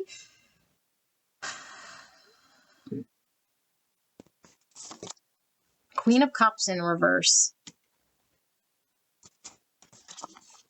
6 Swords, Death, and the 2 of Cups in reverse. So we have Cancer, Scorpio, Pisces energy, more Scorpio here. Okay. So beautiful, angels. I do feel like I'm reading for 2 camps, because some of you guys, this does feel like your energy. There's the Queen of Swords in reverse, which I don't read, bottom of the deck reverse. The Gemini, Libra, Aquarius, all this air energy. So you'll have to take what sort of is resonating here. If this is your energy, this is all about the spiritual awakening. And like I said, the self and the tower, the falling away, the false self. And the only way that you will get movement here is when we surrender to the transformation, release, and not cling. Okay? This is why we can't get into a 2 cups. The 2 cups comes when this process is done. If you were wondering, why can't I get to this 2 cups and be happy and harmony and find my lover? Well, you can't. It's blocked. It's blocked because of this process. This process has to happen. So we might as well work with this process and focus on this and not get distracted. Okay. But if this is your person and you're wondering, like, why can't they just leave? Why can't they just move? Why can't we have this new beginning? Because they're in the middle of this process. They have to surrender this ending. It's a slow process. Remember, I was talking about the up and down, up and down, up and down. This is what the 6 Swords is. It's turbulent until we get to calmer waters, but it takes a long time and it's turbulent. And then they slowly move on from some situation here. And I feel like there's a lot of mental activity. And as long as we have mental activity, then we suffer because we get trapped in the mind. And so there's a need to just surrender and allow this transformation to happen. Okay, major. And I feel like this tower is deconstructing the false self so that the enlightened self can come through. And later we could see the truth and reality of what's real. But right now, if we try to logically understand, we create suffering.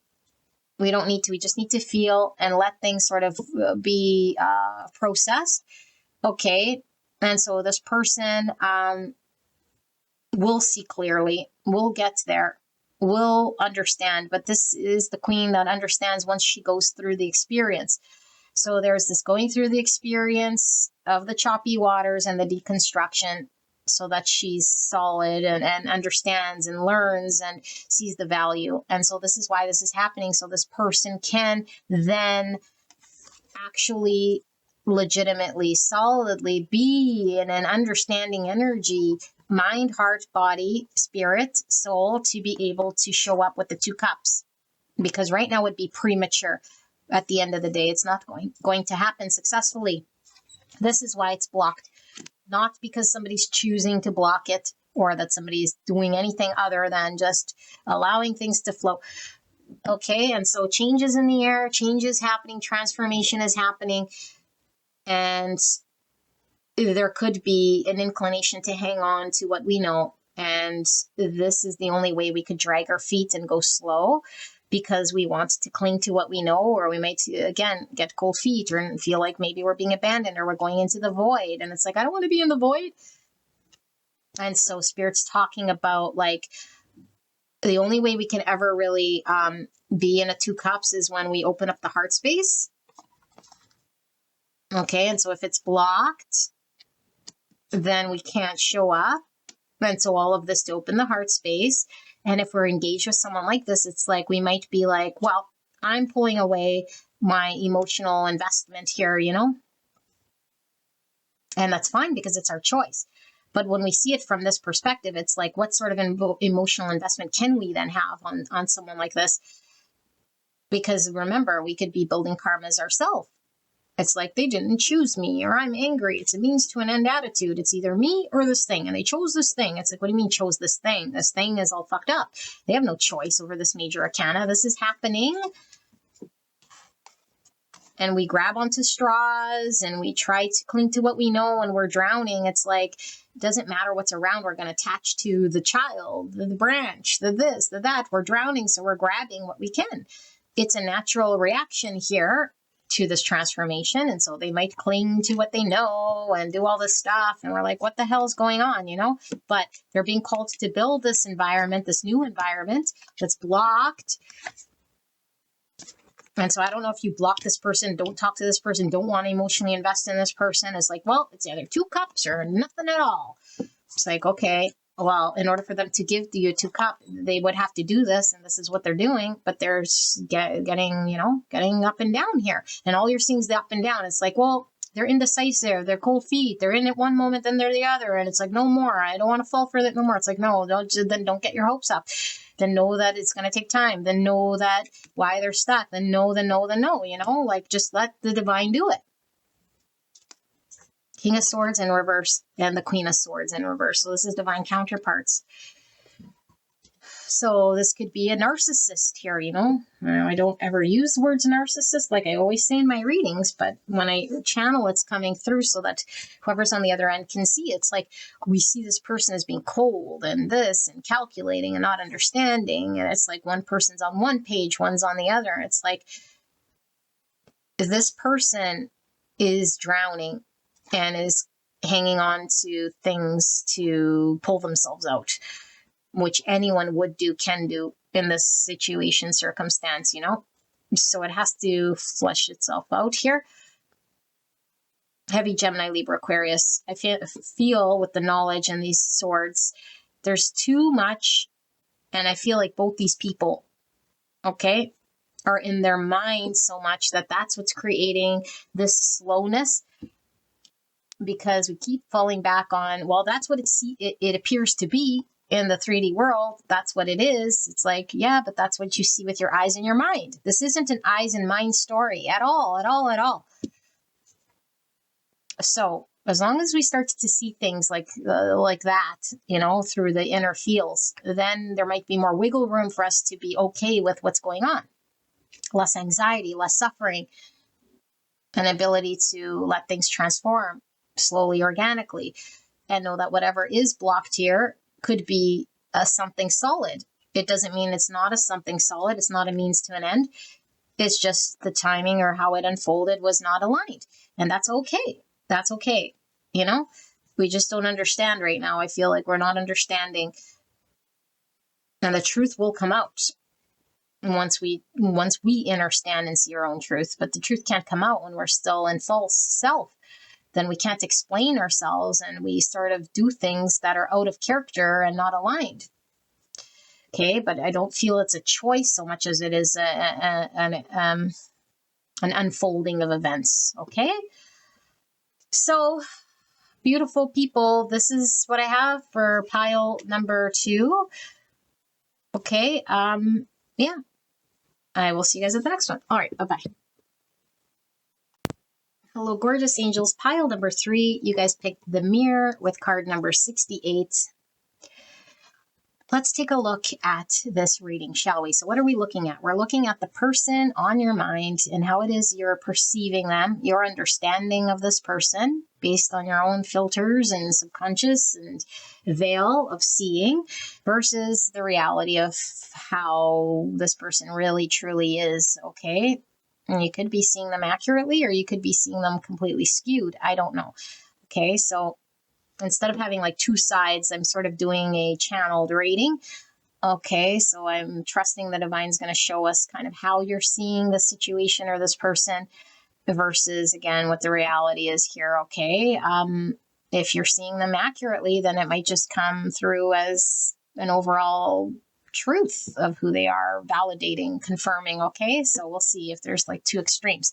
So some of you guys, if you were called, could be pulled to pile 1. That came through. Okay, I don't know why I haven't done this reading obviously yet, but we'll see. So best way to tap into this reading is to sit through this card layout. But if you want to go straight away to your reading, you can do this. Okay, so we see the moon, we see the mirror. So there could definitely be a lot of mirroring in this dynamic connection. Okay, what is mirroring? Mirroring is holding up an energetic mirror so that the other person can see themselves, maybe for the first time, which could be triggering. Okay, we see our own fears. It could be pulling out certain things from the subconscious that might have not have been seen or dealt with when we deal with situations and people that sort of trigger us in certain ways. And so this is why different relationships could be important to bring out certain parts of ourself that we don't see unless we're with certain dynamics. Okay, so this could be a highly triggering sort of connection, maybe, potentially. Let's see.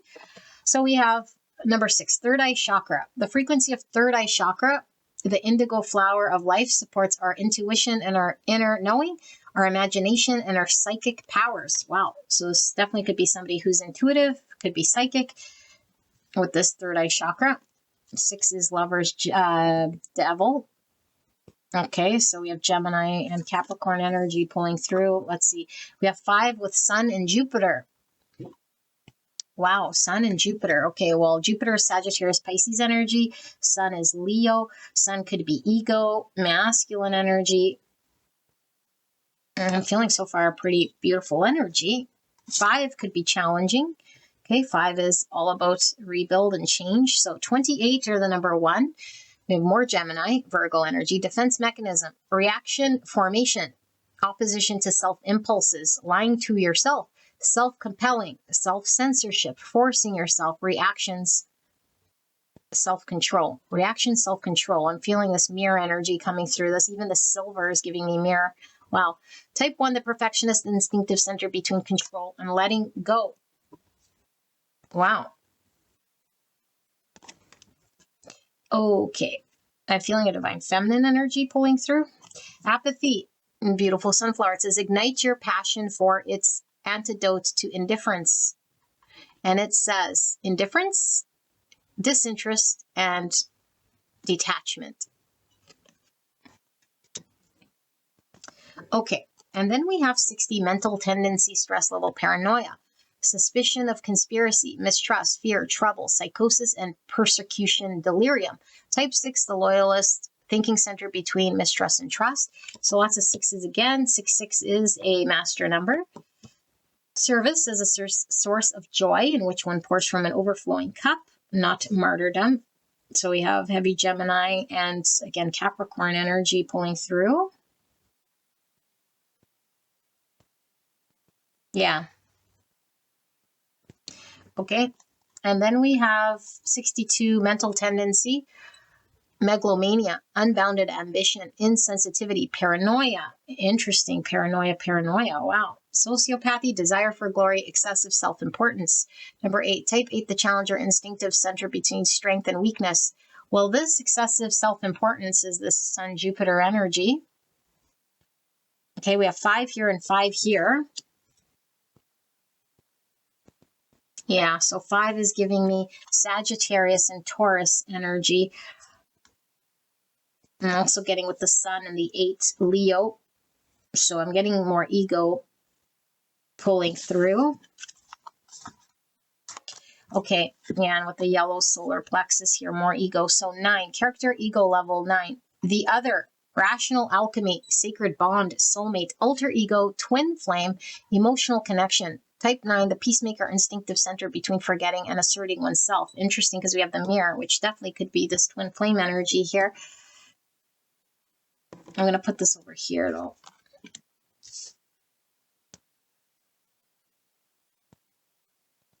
So 9 is about completion, fulfillment. It's hermit and moon energy. So Virgo and some Cancer energy. Let's see, more yellow. Okay, 30, relationship skill, ego level, seduction, attractiveness, charisma, glamour, beauty, elegance, and gallantry. Type 3, the achiever, emotional center between appearing and authenticity. Empress energy with the 3. We have the shark. Wowzers.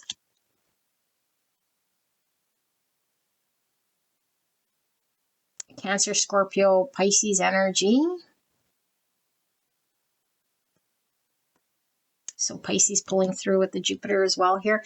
And we have 16, inner call, ego level, in-depth, responsibility versus pleasures, painful emotions. That's really what I was feeling from the shark in the water here. Okay, focusing, gratitude, fully present, relationship stability. We've got to get out of this paranoia to be stable. Okay, 16 is Tower energy, 7 is Cancer. Yeah, I was feeling Cancer from the Moon energy, which I don't know, where was I getting Moon? 9. Okay, green is the heart rate, or the green ray, which is heart chakra. In depth. All right, so we have the tapir. And I do believe this is like, let me see, is this about servicing others? I'm going to grab the book. Is it in the back? Yeah. Acting in service to others, charity and selflessness. Yeah. In dreams, the tapir is often linked to gentleness and the need to be kind and compassionate towards other people. This is despite its close genetic ties to the rhino, a rather tough animal. The natural disposition of this unique creature is rather shy, although they do live in small social units, especially during their mating years. The appearance of the tapir card calls us to consider acts of service as a love language and the practical steps we can take to show up for others. Depending on your personality, you may or may not already embody acts of service as a love language. These tangible displays of love don't always match the conventional idea of romance, but in some ways they may mean more. Part of being a human being is operating within a community and showing up for others in their time of need.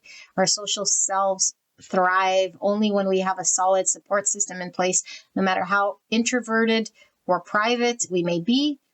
If you've pulled the tapir card, it's your turn to show up for those you care about and act in service to your love for them. Maybe someone needs a favor, or the person you live with could use your help accomplishing a task. When we are physically present for those we care about, the impact of our actions stays with them much longer than anything else does. Offer your helping hands. Interesting, because it does feel like a flip mirror from pile 1.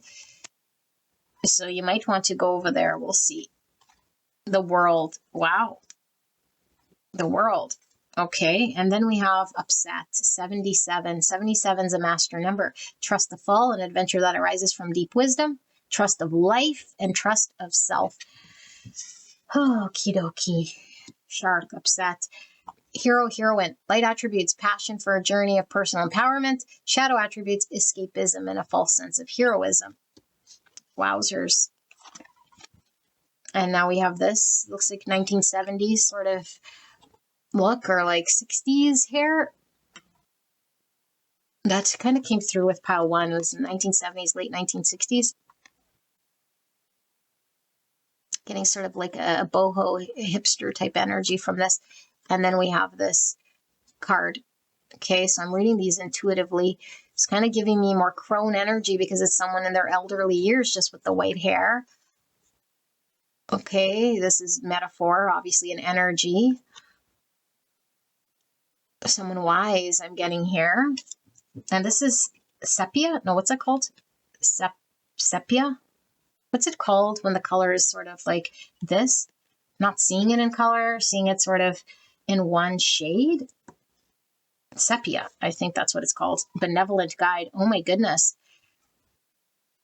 So the benevolent guide in the book talks about being led, but like spiritually for the greater good. And usually it talks about like unworldly guidance. It's not generally a person here, okay? But this is really tying to one so much, okay? So I'm going to start to channel because this is coming through. But let me sit here with this energy. And if you want to, you can go straight away to the channeled message.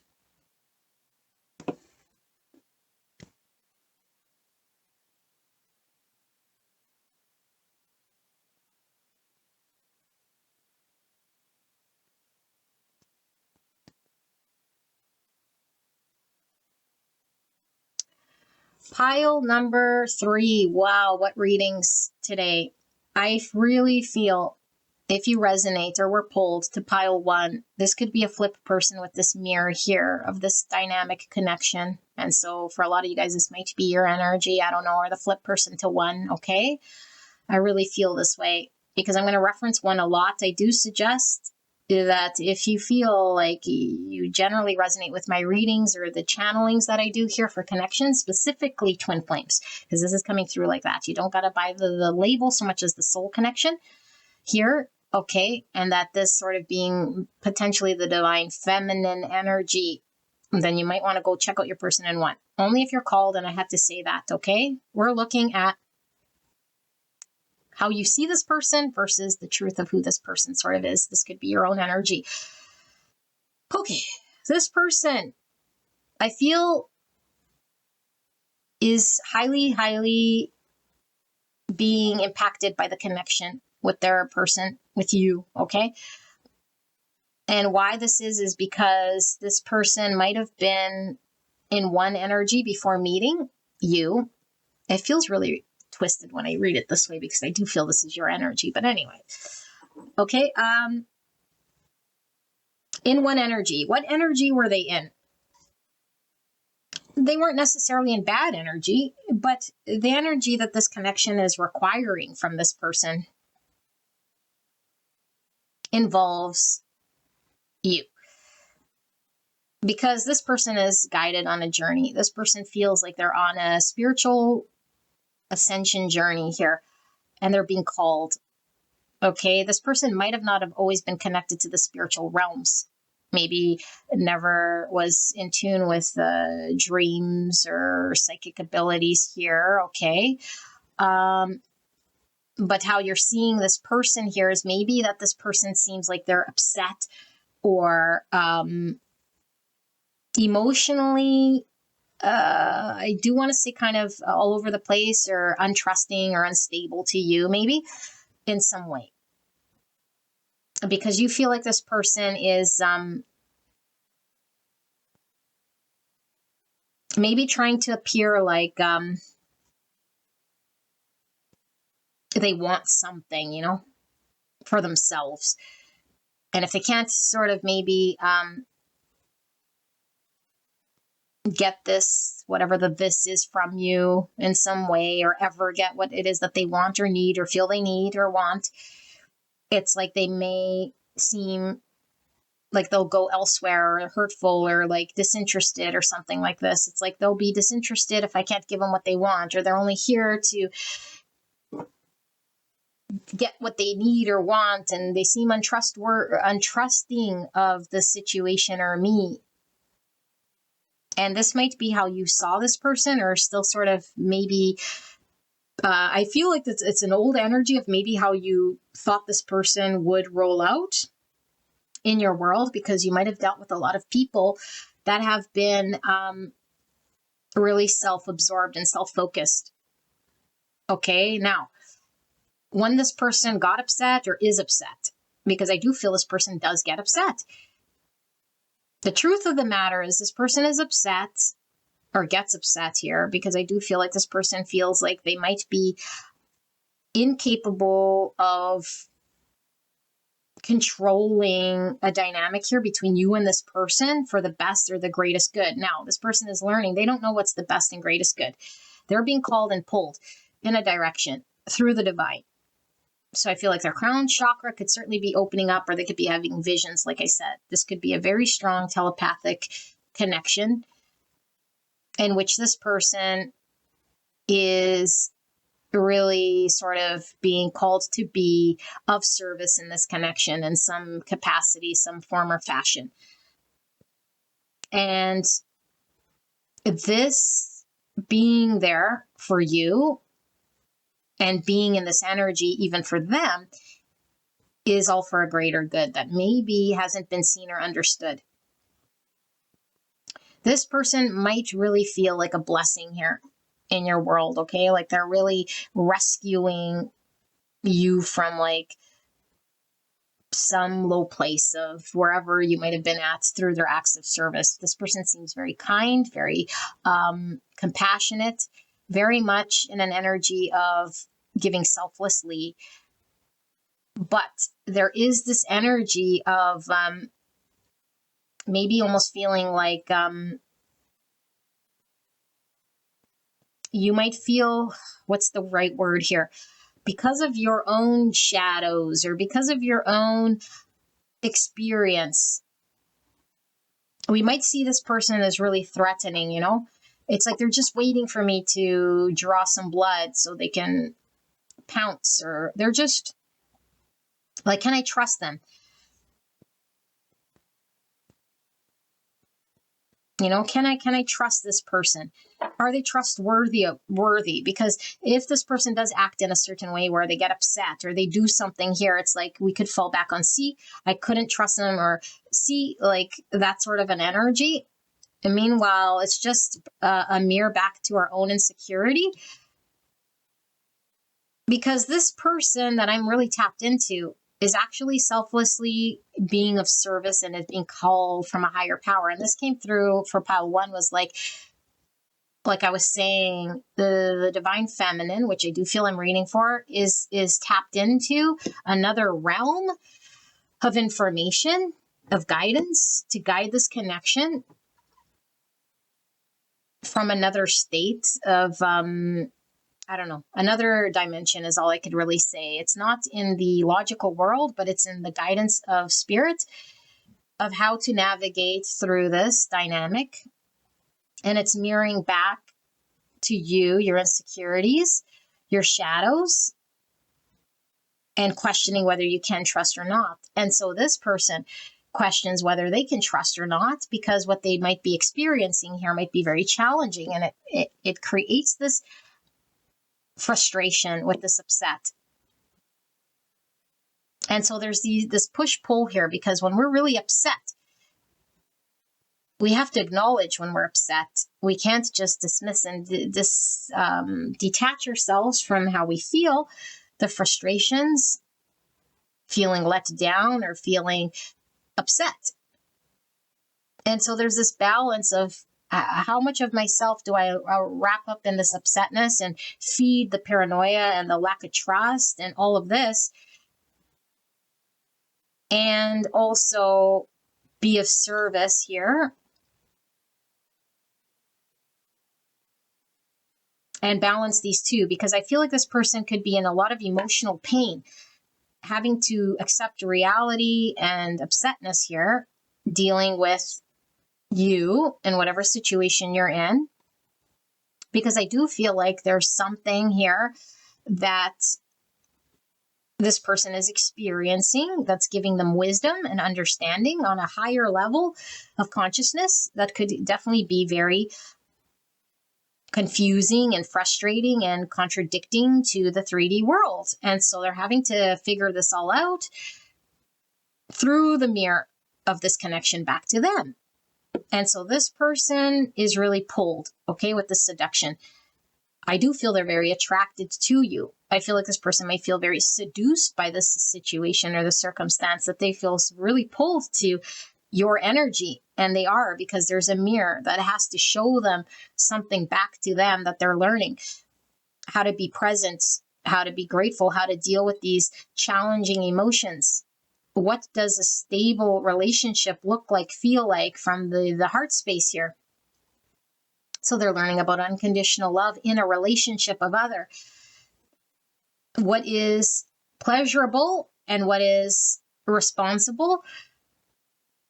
Because there could be two different sort of worlds, and how do we find balance with what's pleasing to me and being a service to others. So it's really about a balance game, because I feel like this person is challenged here with being responsible in a way that is selfless but honest and true without sacrificing themselves.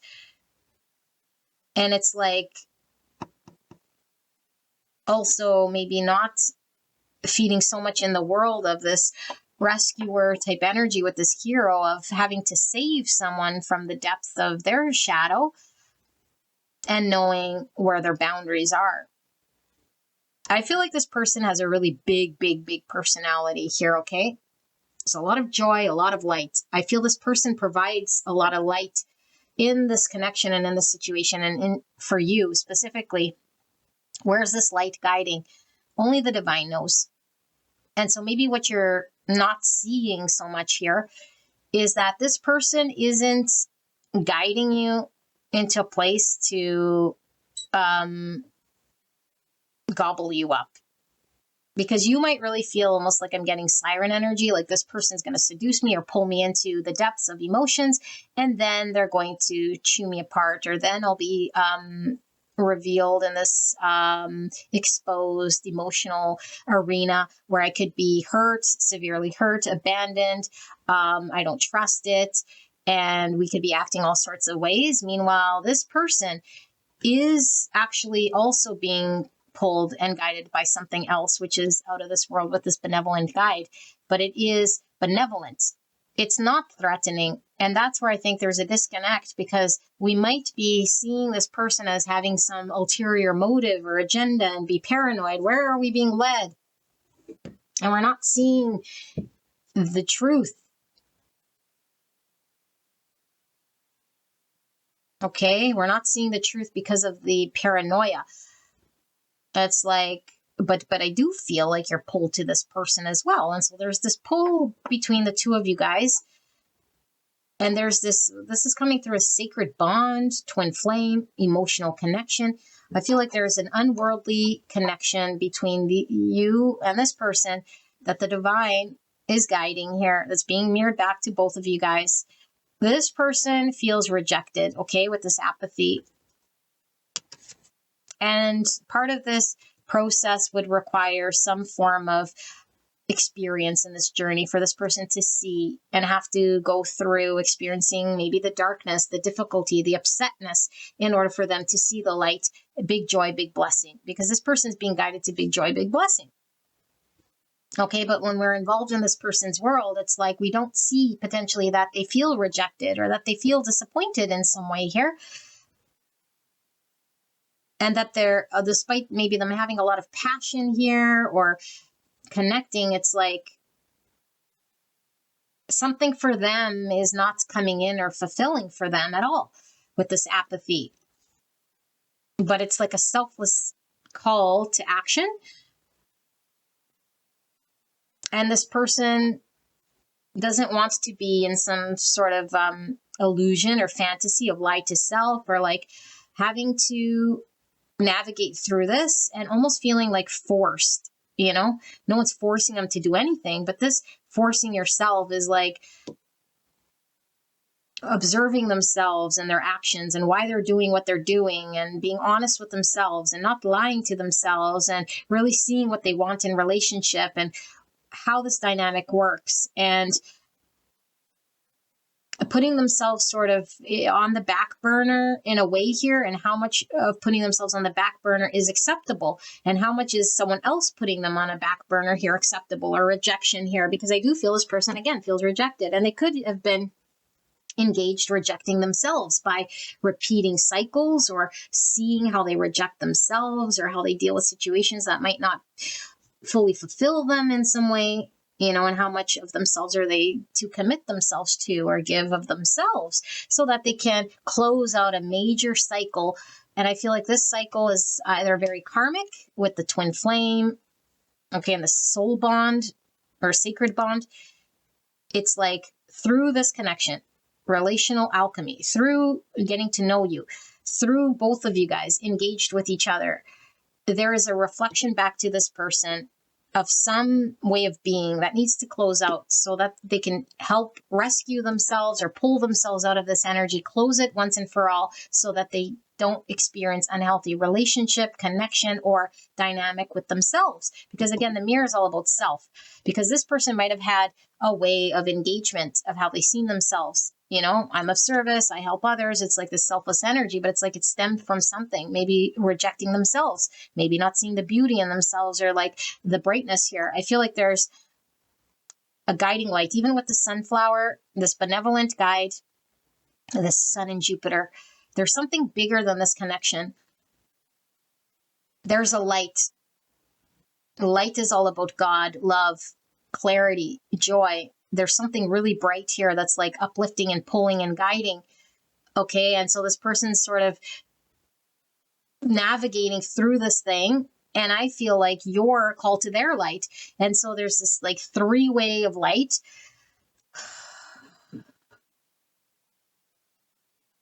And so whatever was not in color, like I was talking about sepia here, like past experiences, past lives, past cycles, past whatever is like one story.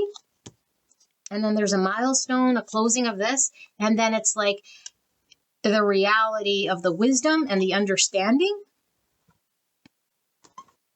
with the crone energy, because this is like through an experience, I now see and understand a truth. And it's more balanced. And without an experience of rejection or challenge or suffering or whatever, we don't get the crone experience. Only through an inner living it do we get this crone experience. And so this person is going through a challenging connection, I feel, with you, okay? And I do feel for a lot of you guys, like I keep saying, it's flipped. Because their subconscious is really being pulled from them to look at it. How are they overgiving? How are they being of service? And is this something that they're doing in order to cover up something that we're needing to acknowledge about themselves, some acceptance, some love? You know, which really could come from this, like this excessive self-importance, which we might not see. And we might think, well, I'm selfless, I'm giving, I'm this hero. And it's like, no, it's all about this excessive self-importance, wanting to be appreciated or seen or accepted. And it's like, no matter what I do, I give and give and give. Because we were getting, what was it, 66. And I don't, oops. Yeah, it was 6 and 6. Okay. And that service from a source of joy with the sun, in which one gives from an overflowing cup and not martyrdom. So it's like, why is this person giving selflessly? It's like with this reaction formation, it was just like a subconscious reaction, a subconscious mechanism that was happening where this person gives or becomes selfless. Again, in the subconscious that comes out, and it's like they just put themselves in situations where they might feel rejected if they're not given back to or valued or seen back to them. But it's like they have to work through this. And what they were seeing in you was just a mirror of them, okay? With this alter ego and this mirror. It's like they needed to see themselves clearly through you. How? Through their actions, through how they gave to you or were there for you or were selfless to you or were engaged with you or some form of like pulling out of this state. Because I really feel like this person is really being called to look at what is a stable, healthy relationship with themselves, stable, healthy relationship with other, and be guided towards that sort of a thing in their world and not sacrifice themselves feeling like they're more worthy or have to be valued in that way. And that's the only way that they could be of value is by doing this. Okay, whatever the this is, because I do feel like the this that this person has done has been quite a bit in this connection, but I don't necessarily feel it's someone who is trying to create harmful situations for you or is a threat to you. But of course, if you have shadow and feel like, well, I don't want to be abandoned or I don't want to be exposed, that this person could chew me up and spit me out, and so you might be sort of questioning whether you can trust this person, or like fearful of going in the depths with this person, because I do feel there's a lot of depths with this person. But I do feel like why this person was doing or behaving how they were was a lot of subconscious ways of having to bond or connect, and feeling like this is the only way they could be lovable or seen or approved, which isn't necessarily true. And so here comes this guiding light, or this like benevolent guide, to show this person a mirror in you, back to them, about their value, and to work through things that make them feel discouraged and rejected. Because this upset and this apathy is like this person was experiencing rejection from this connection, and feeling less than, and feeling pushed out, and feeling all sorts of ways. Okay. But it's not a reflection of who they are. It's reflecting back to them for them to see how they see themselves, that they have to be giving and over rescuing situations in order to be valued. And that's not true. And so I do feel this person has been spiritually awakened, and is definitely connected to unworldly energies here that's been guiding them throughout this in order for them to become enlightened. I feel like this person is a blessing here, and they will be blessed, okay, with their journey here. But I do feel like it doesn't come easily, because the subconscious coming out could be very triggering.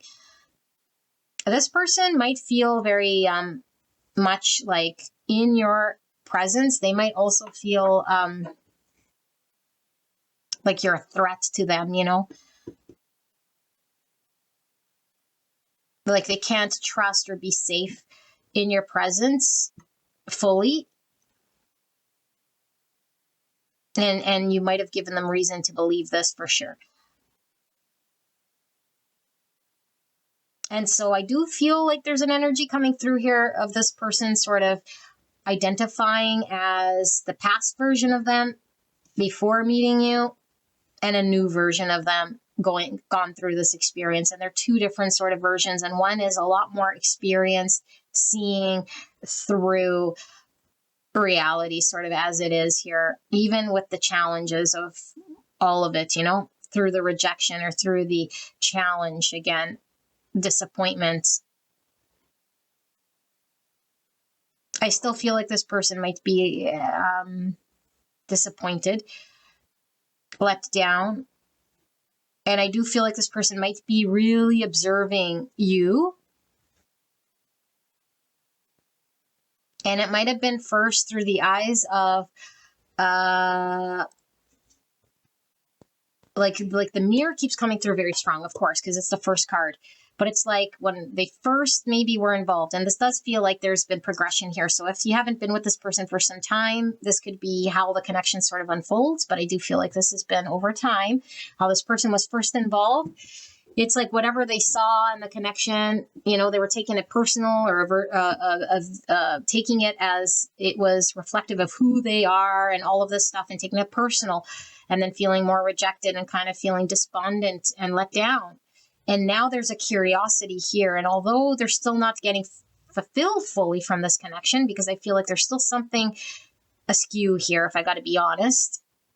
But I do feel like now that this person's sort of connected to the divine, or leveled up and crone energy through an experience, and maybe seeing that they are of value, or that they don't put their value in this connection, or that, how you react or how you engage here has nothing to do with their self-worth, that they're now observing you sort of from real eyes or clear eyes of seeing a situation and being very curious, like, okay, what is pile 3 like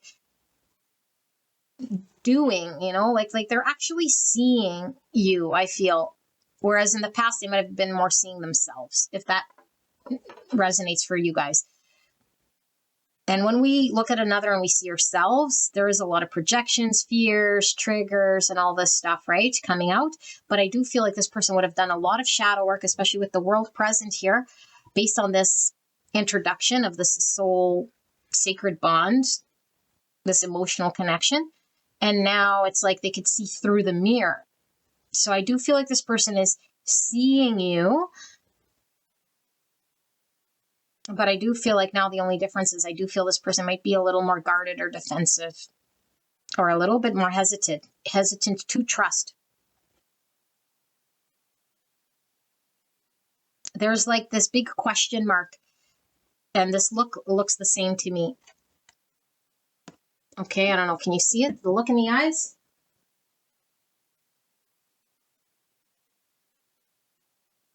And the look in these eyes is really paying attention, like really focused.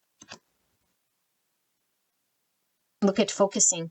This person's focusing on you. And you know how the shark sort of senses blood and then sort of focuses? I don't think it's like in a threatening way, but I think it's focused on you because I do feel like this person is really genuinely concerned and genuinely might not trust your situation that you're in for yourself or trust you in their world.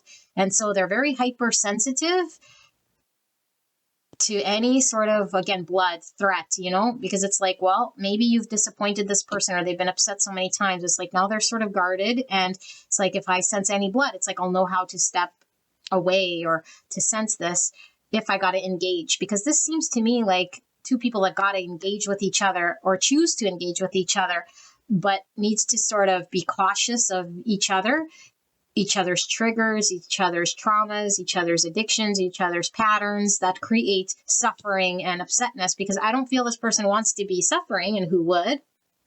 And I do feel this person is really pulled by this connection and pulled by you. Okay, they feel very tied to you with the sacred bond. And maybe there was always a question mark as to why? Why is it so intense here? And Spirit keeps kicking it back to the mirror to show the subconscious, to overcome fear, for them to close out the cycle of unhealthy way of seeing self and engaging in connection. And so they could be very fully present, become enlightened, be guided by the divine, open up their spiritual third eye, and become more experienced here with this crone energy from maybe a more innocent place, you know? And an innocent place was creating apathy. And I'm really getting 4 cups, you know, like even the look in her eyes. It's like never really fulfilled fully, because when we're externally seeking connection or someone who's going to make us feel whole and complete, we're always at risk of feeling 4 cups. It's never fully fulfilled. It's like a superficial fulfillment, a superficial Ace of Cups. And this person was on the path through spirits of knowing this isn't self-sustaining. This person needs to fill their own cup. They don't need to be a 4 cups or feel rejection when people see them, don't see them, or whatever. And they don't need to be threatened, because I do feel there was feeling threatened. And this person could have certainly not have trusted other people, could have been cheated on, or just a lot of paranoia about, well, if this person does this or that, then it means this or that about me or this connection. It's like, no, this person was really needing to see themselves through clear eyes. And I think they have. And now I think they're looking at you through clear eyes, because I do feel this person, again, has done a lot of shadow work to the point where maybe there is no more mirror getting in the way or obstruction. And now that there is no obstruction, doesn't mean that they're fully healed from shadow work. We're never fully healed from this, but enough to see past the trigger mirror so that they could see you with real eyes. And now they're very curious to see who you are and what maybe they missed the first time around because they were too focused on their healing. They were too focused on, again, focused on their healing. They didn't know it at the time. They were too focused on staring into the mirror, which triggered them into healing. And so that's really what they were looking at, was a version of themselves, was the mirror, the mirror, the mirror. And now it's like, I no longer see the mirror. I no longer see my trigger, because the trigger has been worked upon, or the trigger has been at least identified. And so their genuineness here, which I think maybe you do see, I don't know, is of really being of service here, but one guardedness here because of what they've experienced as maybe a threat in you that's created this paranoia or this distrust. And so if this person seems kind of wishy-washy or untrustworthy a little bit here, and maybe in the past they were different, it's because this person has had to learn through the challenge, sort of feeling rejected or disappointed many times over, for them to sort of see reality as it is here and rescue really themselves so that they can be empowered for themselves. But I feel like this passion for a journey, this talking about a journey, is certainly a journey that this person has been on of self-discovery. That's been cracked open here. Okay, and so I don't know, I didn't read tarot for the first group, but I did for the second, and I feel like I need to for this group. What am I missing for pile 3? Spirit, pile 3 in this dynamic between how pile 3 sees their person and what's the real truth of how this person is. What am I missing for this dynamic? Clear and concise message for the greatest and highest good of pile 3. Please protect me and the viewer as I channel this message for the greatest and highest good of pile 3. Thank you so much, pile 3, for allowing me to tap into your energy, the energy around you at this time. I'm so blessed to be here doing your reading. Wheel of Fortune. Remember I was telling you guys about this karmic experience? Okay, that's what this Wheel of Fortune is. And if there is, yeah, like this connection is really about healing, shedding old versions of self through the mirror of the other. Whatever was being mirrored back was creating a lot of realizations for this person so that they could heal and release a lot of parts of who they're not and parts of their subconscious here. This is karma, destiny. So this was a destined connection. Okay, sacred bond, soulmates, twin flame, emotional connection. If you guys are in a rough patch, I do feel like things are going to turn for the better. I also feel like there's been a lot of cycles here in this connection, like a lot, in order for there to be realizations. Okay, the star, Aquarius energy, healing, healing.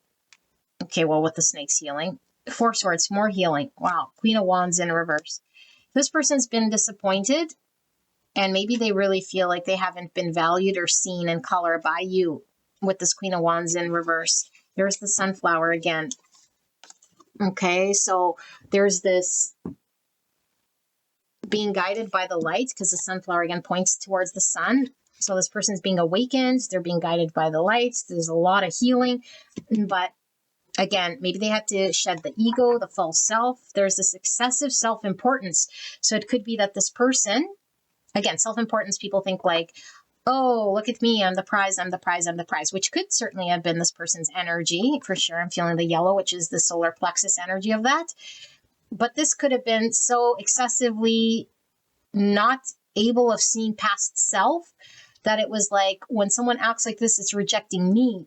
I need to be valued by doing the acts of service or doing this or rescuing people. Then that means I'm of value. Then that means I'm worthy of something. It's like, no, they need to shed this ego, this mask of the false self, see this in themselves, the subconscious need to be valued by how much they can do or show. It's like, no, you don't need to do or show anything. Heal this thing. Okay, so I feel like this person with the star might have had a vision of a long-term vision in this connection. We see hope, miracles, infinite, wow, inspiration.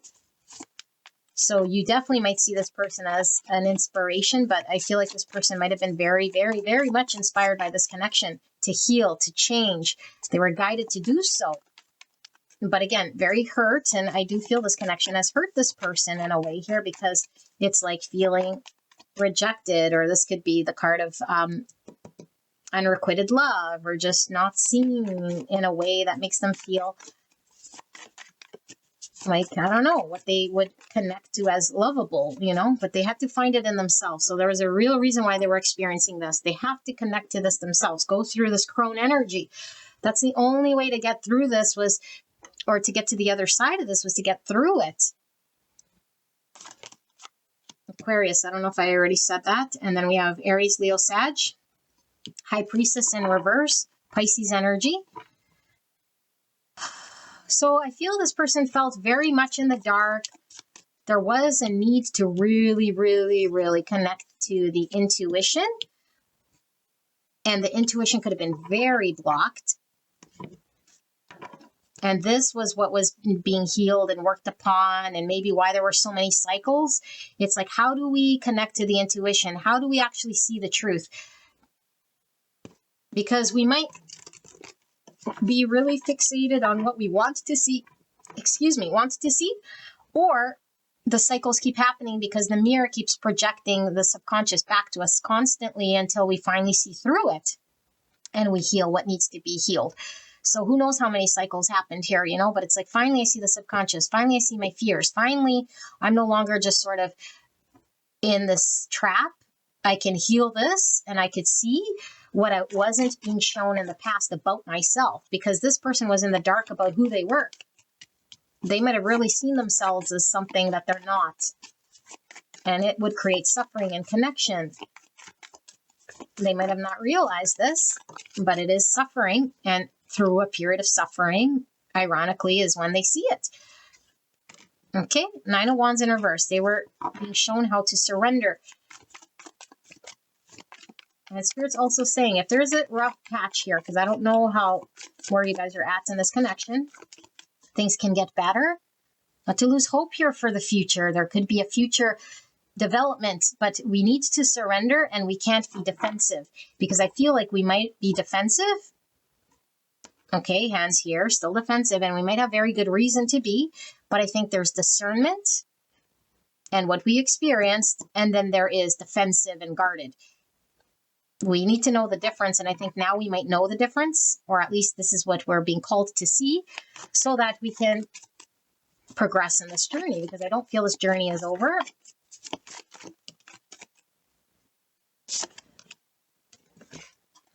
Knight of Cups in reverse. So somebody definitely could have blocked emotions, which really ties back to pile 1 again. Yeah, 3 Pentacles in reverse. So this person might definitely feel as though it's not coming together in the 3D to work together, to collaborate, because it would take 2 people to show up in the practical world to create. There seems to be a block here because someone's emotionally blocked and not stepping forward, maybe expressing their emotions, showing their emotions in the practical world to build something. So there might be a separation, or this person might feel, again, like I said, like not appreciated or valued here until there is an acknowledgement of this from the other person, and working through resolving this conflict within themselves, because of course they're still valued.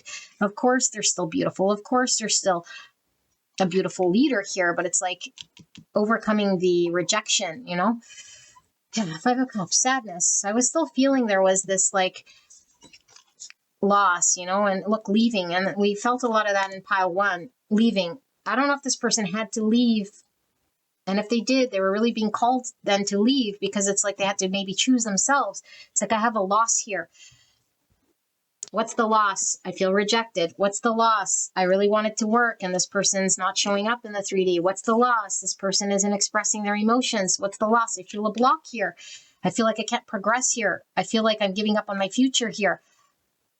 And so although I don't want to move, I have to surrender because I feel bad.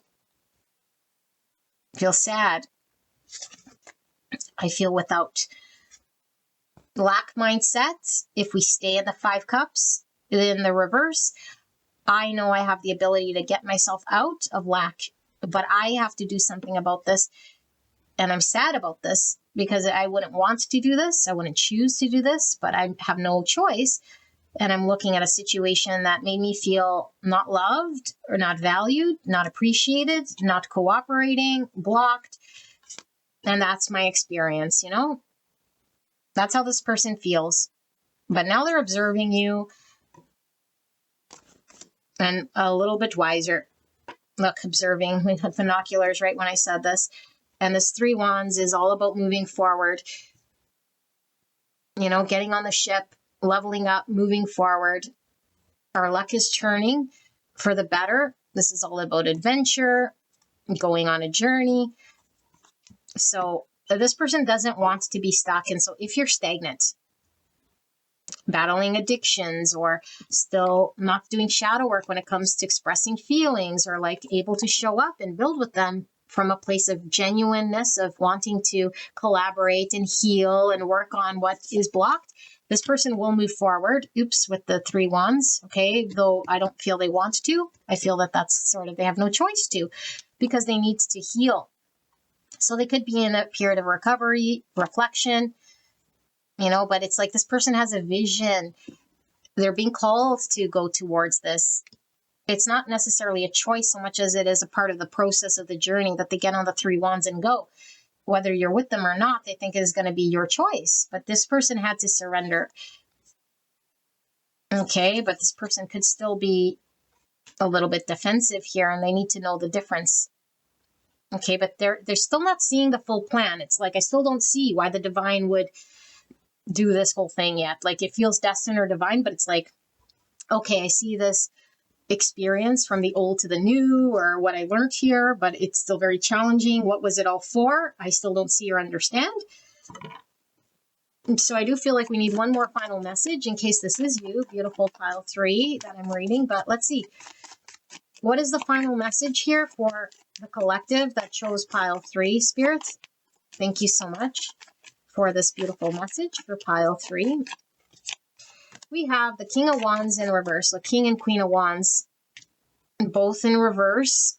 So timing could definitely be a thing, but this is a lack of confidence, even a lack of vision. So your person, the reverse person from who I just read here, could certainly be lacking confidence in pursuing this connection. And again, that has everything to do with self, nothing to do with the other person. Okay, could still definitely be, again, pride came out for pile 1 without giving too much away. And so this King of Wands in reverse is a block in pride. Okay, 2 of Wands. So there's a choice on the table here. 1 wand is the comfort zone, and the other wand is the path of the star. Destined future. A Tower. Wow. Wow, wow, wow, wow, wow. And then we have the Mother Star. Look at that. And it says yes. And under that, we have 4 cups, which is really feeling from the apathy here. It says yearning, dissolution, and boredom. The Mother Star says yes. This is special in this deck. There's a yes card and a no card. So yes would be the positive polarity, I guess, if you will. Okay, so Star is giving me more Aquarius energy. And don't read bottom of the deck reverse. So right by this Tower. So this is talking about the flip person. This person who might be blocked, not show up or whatever. Okay, there's a lack of confidence or vision here. It's all about ego. Okay, the ego, the pride, the lack of self-worth or confidence. And the shadow self could even be arrogance, could be something like this, okay? This person that I don't want to confuse you because I flipped it on you, but whatever. This King of Wands person, the other person is having to deconstruct this ego part. And they're in a crossroads here. It's easy to stay where we're at, but sometimes, just because it's easy, and we would choose the easy, it doesn't mean that Spirit is allowing the easy to happen. In fact, I don't think this person has a choice. It's in the divine's hands. Something's destined here. This person is healing. This is going to fall. Their world will fall. I don't know when, because again, we don't know with divine timing. It's not necessarily a choice of choosing the wand. They're at a crossroads that will eventually lead to 1 wand. And that 1 wand is the only wand that remains when the deconstruction happens. Now, this is saying yes. I feel like there's still more news here between these two. I feel like pile 3, this person that I read, that is this like following the benevolent guide light, has felt rejected and might still be feeling very rejected in the situation. They're being encouraged to keep following the light, and that the other person will definitely be following their light and going through a tower. But this has nothing to do with this person and their rejection and their value and all of this stuff. They're only being called to follow their North Star, follow themselves. Okay, and the fact that we see the Mother Star, this is feminine energy. I'm feeling Empress energy. It's like the healing, the North Star, their vision. developing their divine feminine energy with compassion and love, knowing self-worth, boundaries, their value, not feeling 4 cups, falling back into this self-worth issues based on how someone else shows up, and confirming that these two are counterparts. Okay, it's very,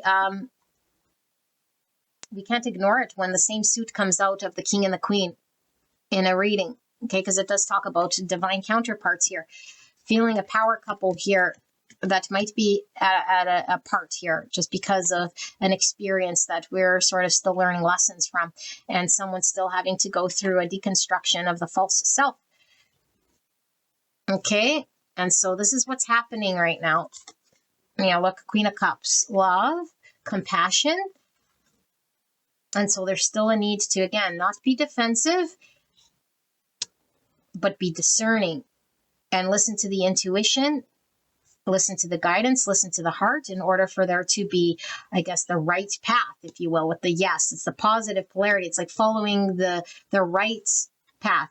But we could stay discouraged. We could sit upset. And this is in the blind spot because the old shadow or the old subconscious gets mirrored to us, and then we could fall back into feeling rejected.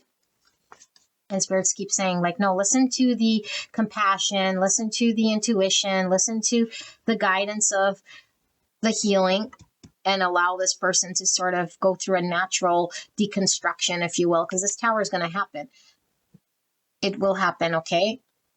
And it is happening as far as we can see. 3 cups in reverse. So maybe we haven't been able to reconcile, or maybe this person with the Knight of Cups in reverse and this King of Wands in reverse isn't capable of showing up because they're still battling some form of addiction, which did come through pile number 1, okay? Because to me, 3 cups in reverse could always signify the addiction, like the party lifestyle or over drinking, over partying, or like over isolated in some way here, or letting people get in the way. This is what's deconstructing here in order for this person to deal with this shadowy thing. Let's see. What's with the shadowy thing here? What is this one following? The creator. And this is no. Look at the masculine, feminine, the yes, the no, the creator. This person is not in a position to create anything new until they deal with this. And I'm seeing the wheel in the background. And so I think it's in the hands of the divine. And I'm seeing the lightning here, which is this tower. It's like the tower is happening divinely in order for this person to create a new version of themselves. They're being called to create something in their world. Okay. And right now they're not in a position until they deal with this, which is the tower is dealing with this. The divine is dealing with this. This is happening. It's not really necessarily a choice, although they are in a crossroads, because this crossroads is having to work through a tower so that they could create. Okay, Wands, creator, be inspired to do something new in their world and close the chapter of the old. This is the process. And again, how long it takes, we don't know. All right, but this has nothing to do with, pile 3, the person that's following this benevolent guide and their self-worth, not at all. But it's part of the journey in order to reflect and mirror back realities here. Okay, I hope this made sense. I love you guys very much. I will see you at the next one. Bye-bye.